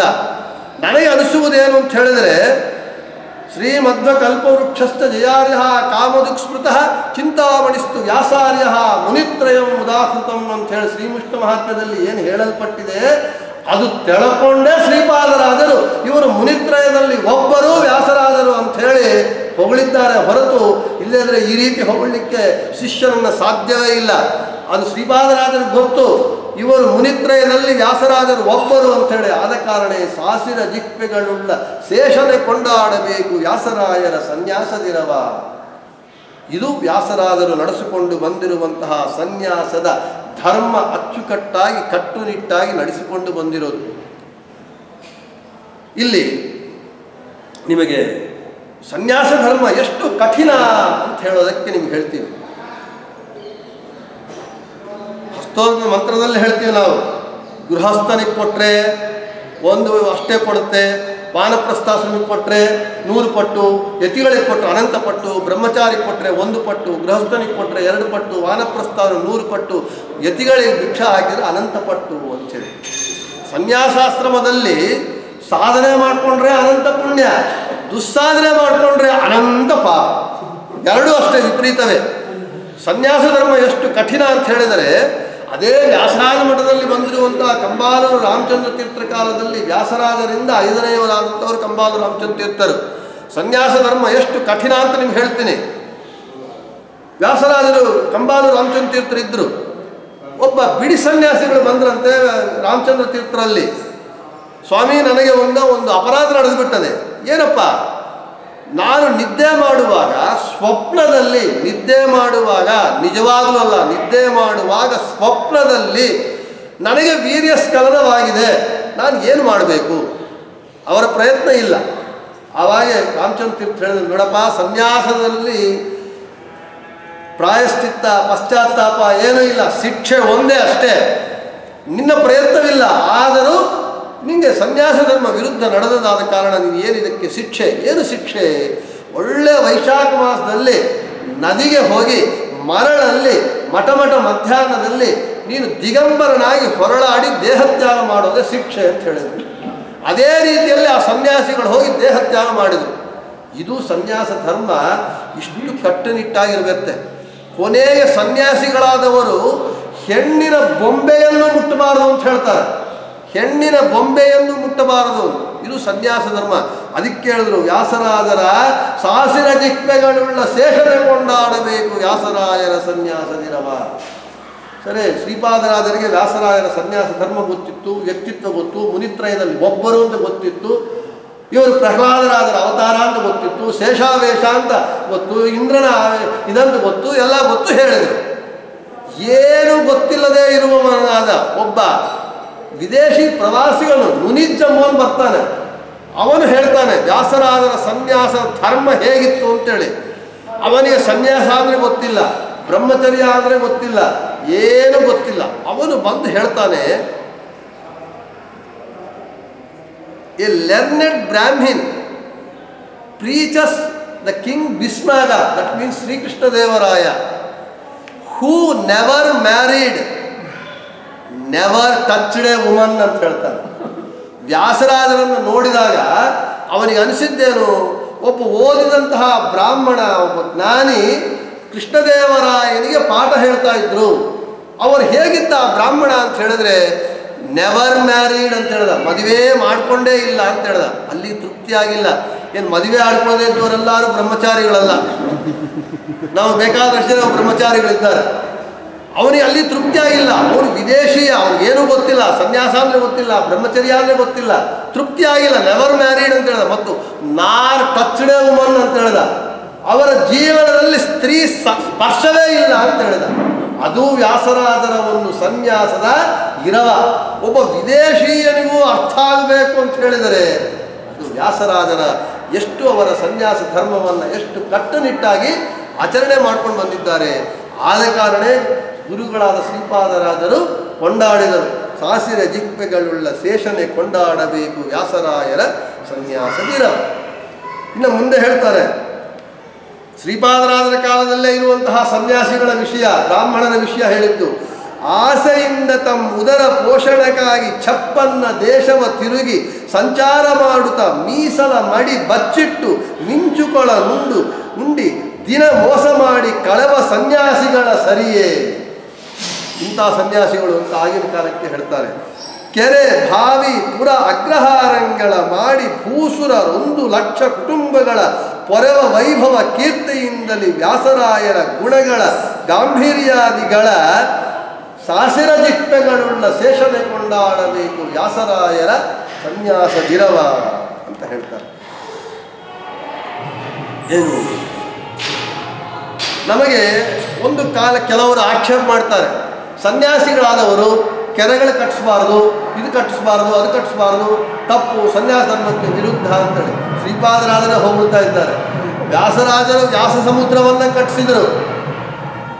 ಅಲ್ಲಿ ನಮಗೆ ವ್ಯಾಸರಾಜರ ಒಂದು ಶಕ್ತಿ ಅಂತ ತಪ್ಪಲ್ಲ ಅಂತ ಶ್ರೀಪಾದರಾಜರೇ ಹೇಳ್ತಾ ಇದ್ದಾರೆ.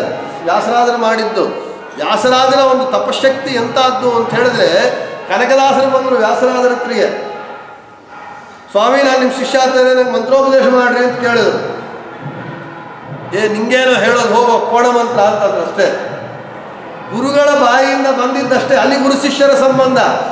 ಕನಕದಾಸರಿಗೆ ನಿಂಗೇನೋ ಹೇಳೋದು ಕೋಣ ಮಂತ್ರ, ಗುರುಗಳ ಬಾಯಿಯಿಂದ ಕೋಣ ಅಂತ ಬಂತು, ಅದೇ ಮಂತ್ರ ಆಗೋಯ್ತು ಅಷ್ಟೇ, ಮಂತ್ರ ತುಲ್ಯ.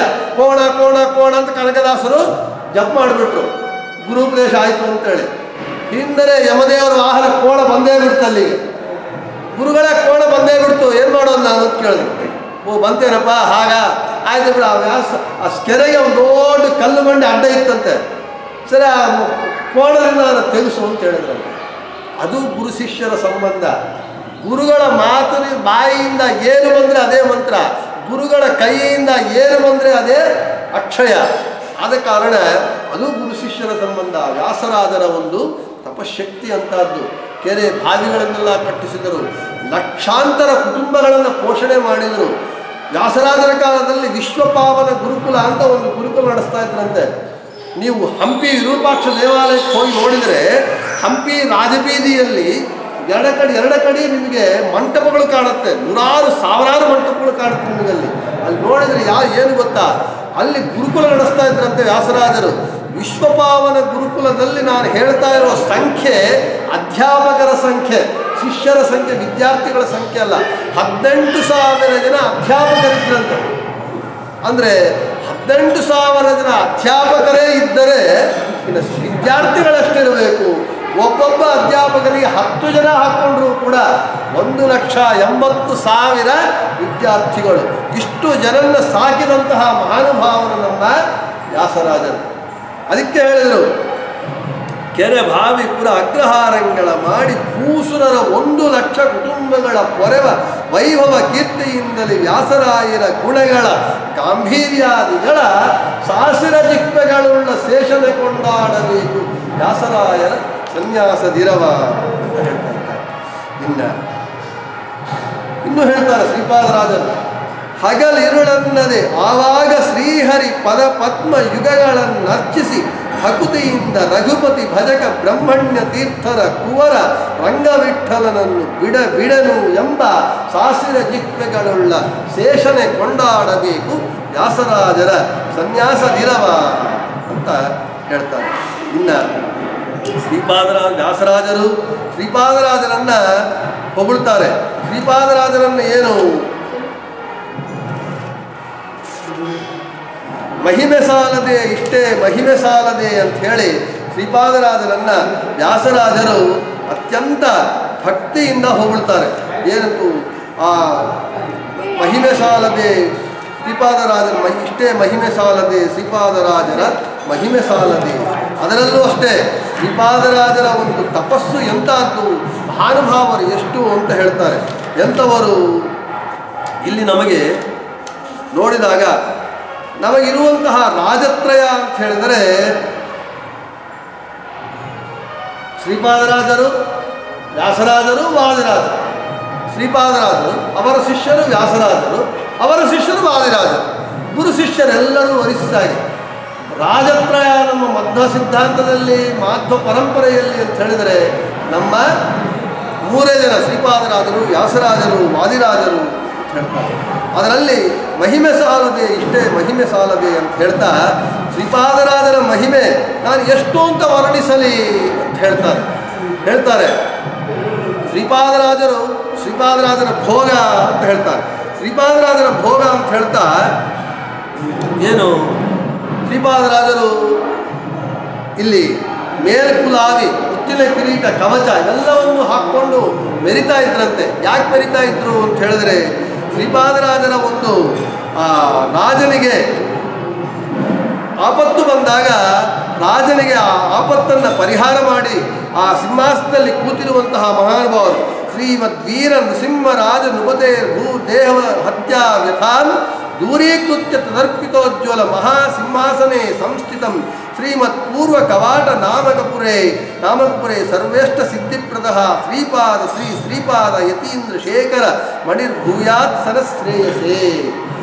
ಆ ವೀರ ನರಸಿಂಹರಾಜನಿಗೆ ಆಪತ್ತು ಬಂದಾಗ, ಅವನ ಆಪತ್ತನ್ನು ಕಳೆದು ಏನು ಮಾಡಿದರು, ಅವನಿಗೆ ಆವಾಗ ಅವನು ಸಿಂಹಾಸನ ಕೂತರಂತೆ. ಅದಕ್ಕೆ ಮೇಲ್ಕುಲಾವಿ, ಮುತ್ತಿನ ಕವಚ, ಕರ್ಣಕುಂಡಲಗಳೆಲ್ಲ ಹಾಕ್ಕೊಂಡು ಶ್ರೀಪಾದರಾಜರು ರಾಜರಂತೆ ಮೆರಿತಾ ಇದ್ರು. ಇದರನ್ನು ನೋಡಿ ಎಲ್ಲರೂ ನಕ್ಕರಂತೆ. ಖಳಜನರು ಯಾವಾಗೂ ಇದ್ರು, ಇವಾಗೇ ಅಲ್ಲ, ಆವಾಗೂ ಖಳಜನರಿದ್ರು. ಶ್ರೀಪಾದರಾಜರನ್ನು ಹಾಸ್ಯ ಮಾಡಿದ್ರಂತೆ, ಸನ್ಯಾಸಿಗಳಂತೆ ಇವರಿಗೆ ಭೋಗಗಳು ಬೇಕಂತೆ ಅಂತೇಳಿ. ಅದಕ್ಕೆ ಹೇಳಿದ್ರು, ಜನ ನಗಲು ಕಪ್ಪು ವಸನ ಗೇರೆಣ್ಣ ಕಪ್ಪು ವಸನ ಹಸನ ಮಾಡಿದ ಶ್ರೀಪಾದರಾಜರ ಮಹಿಮೆ ಸಾಲದೆ. ಶ್ರೀಪಾದರಾಜರ ತಪಸ್ಸು ಅಂತದ್ದು ಒಳ್ಳೆ ಈ ಕಂದನೆ ಅಂತಾರೆ. ಈ ಚಕ್ರ ತಿರುಗಲಿಕ್ಕೆ ಕಪ್ಪು ಕಂದನೆ ಹಾಕ್ತಾರೆ, ಗ್ರೀಸ್ ಅಂತ ಕಪ್ಪು ಅದು ಅಂಟ್ಕೊಂಡ್ಬಿಡ್ತಾರೆ, ವಸ್ತ್ರಕ್ಕೆ ಹೋಗೋದೇ ಇಲ್ಲ. ಅದರಲ್ಲಿ ತೊಯಿಸಿ ಒಂದು ವಸ್ತ್ರವನ್ನು ತಂದು ಶ್ರೀಪಾದರಾಜರ ಮುಂದೆ ಇಟ್ಟರೆ ಅದರನ್ನು ಮತ್ತು ಬೆಳ್ಳ ಮಾಡಿದ್ರಂತೆ. ಸಾಧ್ಯವೇ? ಅದೇ ಕಪ್ಪು ವಸನ ಹಸನ ಮಾಡಿದ ಶ್ರೀಪಾದರಾಜರ ಮಹಿಮೆ ಸಾಲದೆ, ಇಷ್ಟೇ ಮಹಿಮೆ ಸಾಲದೆ, ಅಹಿಯಳು ಅಹಿಶಯನ ಮಹಿಯಳು ಅಹಿಶಯನದ ಮಹಿಮೆ ಒಲಿಮೆಯಿಂದ. ಇನ್ನು ಶ್ರೀಪಾದರಾಜರು ನಿತ್ಯ ಏನು 64 ಭೋಜನಗಳು, ಪಕ್ಷಗಳು, ಭೋಜ್ಯಗಳೆಲ್ಲ ತಿಂತಾ ಇದ್ರಂತೆ. ಎಲ್ಲರೂ ಹಾಸ್ಯ ಮಾಡಿದ್ರಂತೆ, ಯತಿಗಳಿಗೆ ಇವೆಲ್ಲ ಬೇಕಾ ಅಂತೇಳಿ. ಜನರು ನಗಲು ತಿಂದಿದ್ದೆಲ್ಲ ಮತ್ತು ಹಸಿಯ ಮಾಡಿದ್ರಂತೆ. ತಿಂದಿದ್ದೆಲ್ಲ ಏನೇನು ತಿಂದರೂ ಮತ್ತು ತೆಗೆದೆಲ್ಲ ಹಾಗೆ ಇಟ್ಟಿರಂತೆ. ಕೋಸಂಬರಿ, ಪಲ್ಯಗಳು, ಭಕ್ಷ್ಯಗಳು ಎಲ್ಲ ಬಿಸಿ ಬಿಸಿಯಾಗಿ ಆವಾಗೆ ಅಡಿಗೆ ಮಾಡಿ ಇಟ್ಟಂತೆ ಶ್ರೀಪಾದರಾಜರು ಇಟ್ಟರು ಅಂಥೇಳಿ ವ್ಯಾಸರಾಜರು ಶ್ರೀಪಾದರಾಜರನ್ನು ಕೊಂಡಾಡ್ತಾರೆ. ಆದ ಕಾರಣ ಗುರುಗಳ ಮಹತ್ವ ಶಿಷ್ಯರಿಗೆ ಗೊತ್ತಿದೆ, ಶಿಷ್ಯಗಳ ಮಹತ್ವ ಗುರುಗಳಿಗೆ ಗೊತ್ತಿದೆ. ಅದಕ್ಕೆ ಮಹಿಮೆ ಸಾಲದೆ, ಇಷ್ಟೇ ಮಹಿಮೆ ಸಾಲದೆ ಅಂಥೇಳಿ ವ್ಯಾಸರಾಜರು ಶ್ರೀಪಾದರಾಜರನ್ನು ಕೊಂಡಾಡಿದ್ದಾರೆ. ಮತ್ತು ವ್ಯಾಸರಾಜರನ್ನು ಶ್ರೀಪಾದರಾಜರು ಶಾಸ್ತ್ರ ದಿಕ್ಮೆಗಳುಳ್ಳ ಶೇಷನೆ ಕೊಂಡಾಡಬೇಕು ಅಂತ ಹೇಳಿ ವ್ಯಾಸರಾಜರನ್ನು ಶ್ರೀಪಾದರಾಜರು ಕೊಂಡಾಡ್ತಾ ಇದ್ದಾರೆ. ಇದು ಗುರು ಶಿಷ್ಯರ ಒಂದು ಸಂಬಂಧ.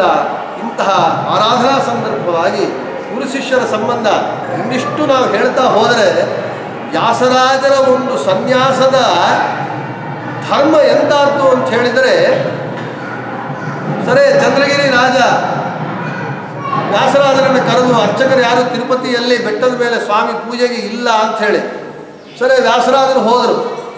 ಅಲ್ಲಿ ವ್ಯಾಸರಾಜರು ಹೋದಾಗ ವ್ಯಾಸರಾಜರಿಗೆ ಆ 7 ಬೆಟ್ಟಗಳ ಮೇಲೆ ಇರುವ ಕಲ್ಲುಗಳು, ಗುಡ್ಡಗಳು ಎಲ್ಲವೂ ಕೂಡ ಸಾಲಗ್ರಾಮಗಳಂತೆ ಕಾಣಿಸ್ತಂತೆ. ನಮಗೇನು ಕಾಣಲ್ವಲ್ರಿ, ನಮಗೇನು ಕಂಡೋದು ಎದುರಿಗಿರೋದೇ ಕಾಣೋದಿಲ್ಲ, ನಮಗೆ ಇನ್ನೆಲ್ಲಿ ಕಾಣುತ್ತೆ. ಅಲ್ಲಿ ಅವ್ರಿಗೆ ಯಾಕೆ ಕಾಣಿಸ್ತು ಅಂತ ಹೇಳಿದ್ರೆ, ಜೀವೋತ್ತಮರಾದ ವಾಯುದೇವರ ಆವೇಶ ವಿಶೇಷವಾಗಿ ಇರೋದರಿಂದ ವಾಯುನಾಥ ಸಮಾವಿಷ್ಟ ಪ್ರಹ್ಲಾದೋ ನಿತ್ಯ ಭಕ್ತಿಮಾನ್. ವಾಯುದೇವರ ಆವೇಶ ವಿಶೇಷವಾಗಿ ಇರುವಂತಹ ಪ್ರಹ್ಲಾದರಾದರ ಅವತಾರ ಆದ ಕಾರಣ, ವಾಯುದೇವರು ವ್ಯಾಪ್ತೋಪಾಸಕರಾದ ಕಾರಣ ಅವರ ಆವೇಶ ಇರೋದರಿಂದ ಕಲಿಯುಗ ವೈಕುಂಠವಾದ ಭೂವೈಕುಂಠವಾದಂತಹ 7 ಬೆಟ್ಟಗಳಿಗೆ ವ್ಯಾಸರಾಜರು ಹೋದಾಗ ಅಲ್ಲಿರುವ ಗುಡ್ಡಗಳು, ಕಲ್ಲುಗಳೆಲ್ಲ ಸಾಲಿಗ್ರಾಮಗಳಂತೆ ಕಾಣಿತು. ಆವಾಗ ಅವ್ರು ಏನು ಮಾಡಿದ್ರಂತೆ, ಕಾಲುಗಳಿಂದ ತುಳಿಲಿಕ್ಕೆ ಮನಸ್ಸು ಬರದೆ ಮೊಣಕಾಲುಗಳಿಂದ 7 ಬೆಟ್ಟಗಳನ್ನು ಹತ್ತಿ 12 ವರ್ಷ ಕಾಲ ತಿಮ್ಮಪ್ಪನ ಸೇವೆ ಮಾಡಿದರು. ವ್ಯಾಸರಾಜರು ಏನಾದರೂ ಕೂಡ, ಅಪ್ಪ ಚಂದ್ರಗಿರಿ ರಾಜ, ನಾವು ಈ ತಿರುಪತಿ ಅರ್ಚಕತ್ವವನ್ನು ನಮ್ಮ ವ್ಯಾಸರಾಜ ಮಠಕ್ಕೆ ಇಟ್ಕೊಳ್ತೀವಿ ಅಂತ ಹೇಳಿದ್ದಿದ್ರೆ ಖಂಡಿತ ಚಂದ್ರಗಿರಿ ಮಹಾರಾಜ ಬಿಡ್ತಾ ಇದ್ದಿಲ್ಲ, ಬೇಡ ಅಂತ ಹೇಳ್ತಾನೆ ಇದ್ದಿಲ್ಲ. ಆದರೆ ವ್ಯಾಸರಾಜರ ಒಂದು ಸನ್ಯಾಸ ಧರ್ಮ ವೈರಾಗ್ಯ, ನಮಗೇನಿಲ್ಲ ಯಾವುದೋ ಒಂದು ಪ್ರಾಣದೇವ್ರ ಗುಡಿ ಹಳೇದು ಪೂಜೆ ಮಾಡ್ಕೊಂಡಿರು ಅಂತ ಬಿಟ್ಕೊಟ್ರೆ ಒಂದು 10 ವರ್ಷ ಆಗೋಯ್ತು ಅಂತ ಹೇಳಿದ್ರೆ ಗುಡಿ ನಂದೆ ದೇವರು ನಂದೆ ಅಂತ ಹೇಳ್ಬಿಡ್ತಾರೆ. ನಾವು ಒಂದು ಪ್ರಾಣದೇವ್ರ ಗುಡಿನೇ ಬಿಡೋದಿಲ್ಲ, ಪ್ರಾಣದೇವ್ರ ಗುಡಿವರೆಗೂ ಬೇಡ, ಬಸ್ಸಲ್ಲಿ ಸೀಟಲ್ಲಿ ಕೂತ್ಕೊತೀವಿ. ಅಮ್ಮ ಸ್ವಲ್ಪ ಹೊತ್ತು 10 ನಿಮಿಷ ತಿರುಗ್ಕೊಳ್ಳೋಕೆ ಕೂತ್ಕೊ, ನನ್ನ ಸೀಟು ಏನೋ ಇವ್ರು ಮಾಡ್ಕೊಂಡಾಗ ಸೀಟು. ಬಸ್ಸಲ್ಲಿ ಒಂದು 10 ನಿಮಿಷ ಸೀಟೇ ನಾವು ಬೇರೆ ಕೊಡೋದಿಲ್ಲ, ಚೇರು. ಅಂಥದ್ದು ವ್ಯಾಸರಾಜರು ತಿರುಪತಿ ತಿಮ್ಮಪ್ಪನ ಅರ್ಚಕತ್ವವನ್ನು ಅವರ ಕುಡಿ ಮತ್ತು ಬಿಟ್ಕೊಟ್ರು ಅಂತ ಹೇಳಿದ್ರೆ ಅದು ವ್ಯಾಸರಾಜರ ವೈರಾಗ್ಯ. ಅದಕ್ಕೆ ಹೇಳಿದ್ರು, ಸಾಸಿರ ದಿಕ್ಮೆಗಳುಳ್ಳ ಶೇಷನೆ ಕೊಂಡಾಡಬೇಕು ವ್ಯಾಸರಾಯರ ಸನ್ಯಾಸದಿರವ ಅಂತೇಳಿ. ಬಹುಶಃ ವ್ಯಾಸರಾಜನಿಗೆ ಗೊತ್ತಿತ್ತರು, ಮುಂದೆ ಬಂದರೆ ಮತ್ತು ನಮ್ಮ ಮಾತರೆಲ್ಲ ತಿರುಪತಿ ತಿಮ್ಮಪ್ಪನ ದುಡ್ಡು ತಿಂದುಬಿಟ್ಟು ಹಾಳಾಗೋತಾರೆ, ವಂಶನಾಶ ಆಗುತ್ತೆ ಅಂಥೇಳಿ ಬೇಡ ಅಂದರೆ ಅವರಿಗೆ ಬಿಟ್ಕೊಟ್ರು, ನೀವೇ ಇಟ್ಕೊಳ್ರಿ ಅಂತೇಳಿ. ಅದು ವ್ಯಾಸರಾಜರ ಒಂದು ಸನ್ಯಾಸದ ಇರವ. ಇನ್ನು ವ್ಯಾಸರಾಜರ ಶಿಷ್ಯರು ವಿಜಯೇಂದ್ರ ತೀರ್ಥರು. ಇಲ್ಲಿ ನೋಡಿ ಸ್ವಾರಸ್ಯ, ವ್ಯಾಸರಾಜರ ಗುರುಗಳು ಶ್ರೀಪಾದರಾಜರು, ಶ್ರೀಪಾದರಾಜರ ಶಿಷ್ಯರು ವ್ಯಾಸರಾಜರು, ಶ್ರೀಪಾದರಾಜರು ಬೇರೆ ಮಠದ ಪೀಠಾಧಿಪತಿಗಳು, ವ್ಯಾಸರಾಜರು ಬೇರೆ ಮಠದ ಪೀಠಾಧಿಪತಿಗಳು, ವ್ಯಾಸರಾಜರ ಶಿಷ್ಯರು ವಿಜಯೇಂದ್ರ ತೀರ್ಥರು, ಅವರು ಬೇರೆ ಮಠದ ಪೀಠಾಧಿಪತಿಗಳು, ವ್ಯಾಸರಾಜರ ಶಿಷ್ಯರು ವಾದಿರಾಜ ತೀರ್ಥರು, ಅವರು ಬೇರೆ ಮಠದ ಪೀಠಾಧಿಪತಿಗಳು. ಅಂದರೆ ಎಷ್ಟು ಸ್ವಾರಸ್ಯ, ಮಠಗಳ ಮಧ್ಯೆ ಎಷ್ಟು ಸೌಹಾರ್ದತೆ, ಗುರು ಶಿಷ್ಯರ ಸಂಬಂಧ. ಒಂದು ಮಠದಲ್ಲಿ ಬಂದಿರುವಂತಹ ಮಹಾನುಭಾವರನ್ನು ಇವತ್ತಿನ ಕೆಲವು ಪೀಠಾಧಿಪತಿಗಳು ಅಲ್ಲಗಳಿತಾ ಇದ್ದಾರೆ, ಹೀನಾಯವಾಗಿ ಮಾತನಾಡ್ತಾ ಇದ್ದಾರೆ. ಎಷ್ಟು ದುರಂತ, ನಿಜವಾಗಲೂ ದುಃಖ ಆಗುತ್ತೆ. ನಮ್ಮ ಮಾತರು ಯಾಕೆ ಈ ಸ್ಥಿತಿಗೆ ನಾವು ಬಂದಿದ್ದೀವಿ ಅಂಥೇಳಿ ದುಃಖ ಆಗುತ್ತೆ.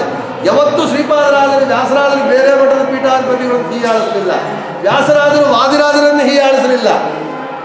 ವ್ಯಾಸರಾಜರು ವಿಜಯೇಂದ್ರ ತೀರ್ಥರು ಹೀಯಾಳಿಸಿಲ್ಲ, ವಿಜಯೇಂದ್ರ ತೀರ್ಥರು ವ್ಯಾಸರಾಜರನ್ನು ಹೀಯಾಳಿಸಿಲ್ಲ, ವಾದಿರಾಜರು ವಿಜಯೇಂದ್ರ ತೀರ್ಥರು ಹೀಯಾಳಿಸಿಲ್ಲ. ವಾದಿರಾಜರು ವ್ಯಾಸರಾಜರನ್ನ ಕೊಂಡಾಡಿ ಬಿಡ್ತಾರೆ, ಆನೆ ಬಂತು ಅಂತ ಹೇಳ್ತಾರೆ. ಎಂಥ ವ್ಯಾಸರಾಜರನ್ನು ವಾದಿರಾಜರು ಕೊಂಡಾಡ್ತಾರೆ. ವಿಜಯೇಂದ್ರ ತೀರ್ಥರು ಸ್ತೋತ್ರವನ್ನೇ ಮಾಡಿಬಿಟ್ಟಿದ್ದಾರೆ. ಹೇಳ್ತಾರೆ, ದ್ವಾತ್ರಿಂ ಸಪ್ತ ಶತಕ ಮೂರ್ತಿ ಹನುಮತಃ ಪ್ರಭೋ ಪ್ರತಿಷ್ಠಾತ ಸ್ಮೃತಿ ಖ್ಯಾತಸ್ಥಂ ಭಜೆ ವ್ಯಾಸಯೋಗಿನಂ ಅಂತೇಳಿ. ವ್ಯಾಸರಾಜರು 732 ಪ್ರಾಣದೇವರ ವಿಗ್ರಹಗಳನ್ನು ಪ್ರತಿಷ್ಠೆ ಮಾಡಿದ್ದಾರೆ. ಅದು ಮೊದಲನೇದು ಇಲ್ಲಿ, ಎರಡನೇದು ಬಹುಶಃ ಮೂರನೇ ನನ್ನ ತಂಬಿಹಳ್ಳಿಯಲ್ಲಿ ವ್ಯಾಸರಾಜರ ಪ್ರತಿಷ್ಠಾ ಪ್ರಾಣದೇವರು. ಆದರೆ ವ್ಯಾಸರಾಜರ ಪ್ರತಿಷ್ಠೆ ಅಂತ ಹೇಳಿದ್ರೆ ನಾವು ಏನೋ ಪ್ರತಿಷ್ಠೆ ಒಂದು 4 ಚೌರಸ್ತಾದಲ್ಲಿ ಒಂದು ರಾಜಕೀಯ ನಾಯಕನ ವಿಗ್ರಹ ಪ್ರತಿಷ್ಠೆ ಮಾಡಿಬಿಟ್ಟು ಜಂಡ ಇದು ಮಾಡಿ ಜೈಕಾರ ಹೇಳಿ ಹೋಗೋದಲ್ಲ. ವ್ಯಾಸರಾಜರ ಪ್ರತಿಷ್ಠೆ ಮಾಡಿದರೆ ಅದು ಸ್ವಯಂ ವ್ಯಕ್ತ ಇದ್ದಂತೆ, ಅಲ್ಲಿ ಸನ್ನಿಧಾನ ಬರಲೇಬೇಕು. ನೀವು ಬೇಕಾದ್ರೆ ನೋಡಿ, ಇವತ್ತು 732 ಪ್ರಾಣದೇವರ ವ್ಯಾಸರಾಜರ ಪ್ರತಿಷ್ಠಿತ ದೇವಸ್ಥಾನಗಳಲ್ಲಿ ಸಾಕಷ್ಟು ಜನ ಬ್ರಾಹ್ಮಣೇತರರೇ ಪೂಜೆ ಮಾಡ್ತಾ ಇರೋದು. ನಿಮಗೆ ಕಸಾಪುರ ನೆಟ್ಟಿಕಂಟೆ ಆಂಜನೇಯ ಸ್ವಾಮಿ ಗುಂತಕಲ್ಲತ್ರಿ, ಅದು ವ್ಯಾಸರಾಜ ಪ್ರತಿಷ್ಠೆ, ಬ್ರಾಹ್ಮಣೇತರರೇ ಪೂಜೆ ಮಾಡ್ತಾ ಇರೋದು. ಆದರೂ ಕೂಡ ಅಲ್ಲಿ ಸನ್ನಿಧಾನ ಹೋಗಲಿಲ್ಲ. ಯಾಕೆ? ಸ್ವಯಂ ವ್ಯಕ್ತ ಇದ್ದಂತೆ. ವ್ಯಾಸರಾಜರ ಪ್ರತಿಷ್ಠೆ ಮಾಡಿದ್ರು ಅಂತ ಹೇಳಿದ್ರೆ ಅಲ್ಲಿ ಯಾರೇ ಪೂಜೆ ಮಾಡಲಿ ಅಲ್ಲಿ ಸನ್ನಿಧಾನ ಇದ್ದೇ ಇರುತ್ತೆ, ಹೋಗೋದೇ ಇಲ್ಲ. ಅದು ಯಾವುದು ಇತ್ತು ಅದಕ್ಕೆ ಸಾಕ್ಷಿ ಕಸಾಪುರ ಆಂಜನೇಯ ಸ್ವಾಮಿ ದೇವಸ್ಥಾನ. ಬೇರೆಯವರು ಪೂಜೆ ಮಾಡ್ತಾರೆ, ಇವತ್ತಿಗೂ ನೀವು ಅಲ್ಲಿ ಹೋಗಿ ನೋಡಿದರೆ ದೆವ್ವ ಹಿಡಿದವರು ದೆವ್ವ ಬಿಡಿಸ್ಕೊಳ್ಳಿಕ್ಕೆ ಬರ್ತಾರೆ. ಅಲ್ಲಿ ನೇಪೋನು ಅಂತ ಹೇಳಿ ಅವರು ಕೂಗ್ತಾ ಇರ್ತಾರೆ, ದೆವ್ವ ಭೂತ ಹಿಡಿದವರು ಅಲ್ಲಿ ಭೂತ ಬಿಡಿಸ್ತಾರೆ. ಬೇರೆಯವರು ಪೂಜೆ ಮಾಡಿದರೂ ಸನ್ನಿಧಾನ ಹೋಗದೆ ಇರುವಂಥ ಸ್ವಯಂ ವ್ಯಕ್ತದಂತೆ ನಮ್ಮ ವ್ಯಾಸರಾಜರ ಪ್ರತಿಷ್ಠಿತ ಪ್ರಾಣದೇವರಗಳ ಸನ್ನಿಧಾನ ಅಷ್ಟು ಮಹತ್ವವಾದದ್ದು. ಸರಿ, ಒಂದು ಬಾರಿ ಪ್ರತಿಷ್ಠೆ ಮಾಡಿದರು ಚಕ್ರತೀರ್ಥದಲ್ಲಿ. ಎಷ್ಟು ಬಾರಿ ಪ್ರತಿಷ್ಠೆ ಮಾಡಿದ್ರು ಪ್ರಾಣದೇವರು ಹಾರಿ ಹೋಗ್ತಾ ಇದ್ರಂತೆ.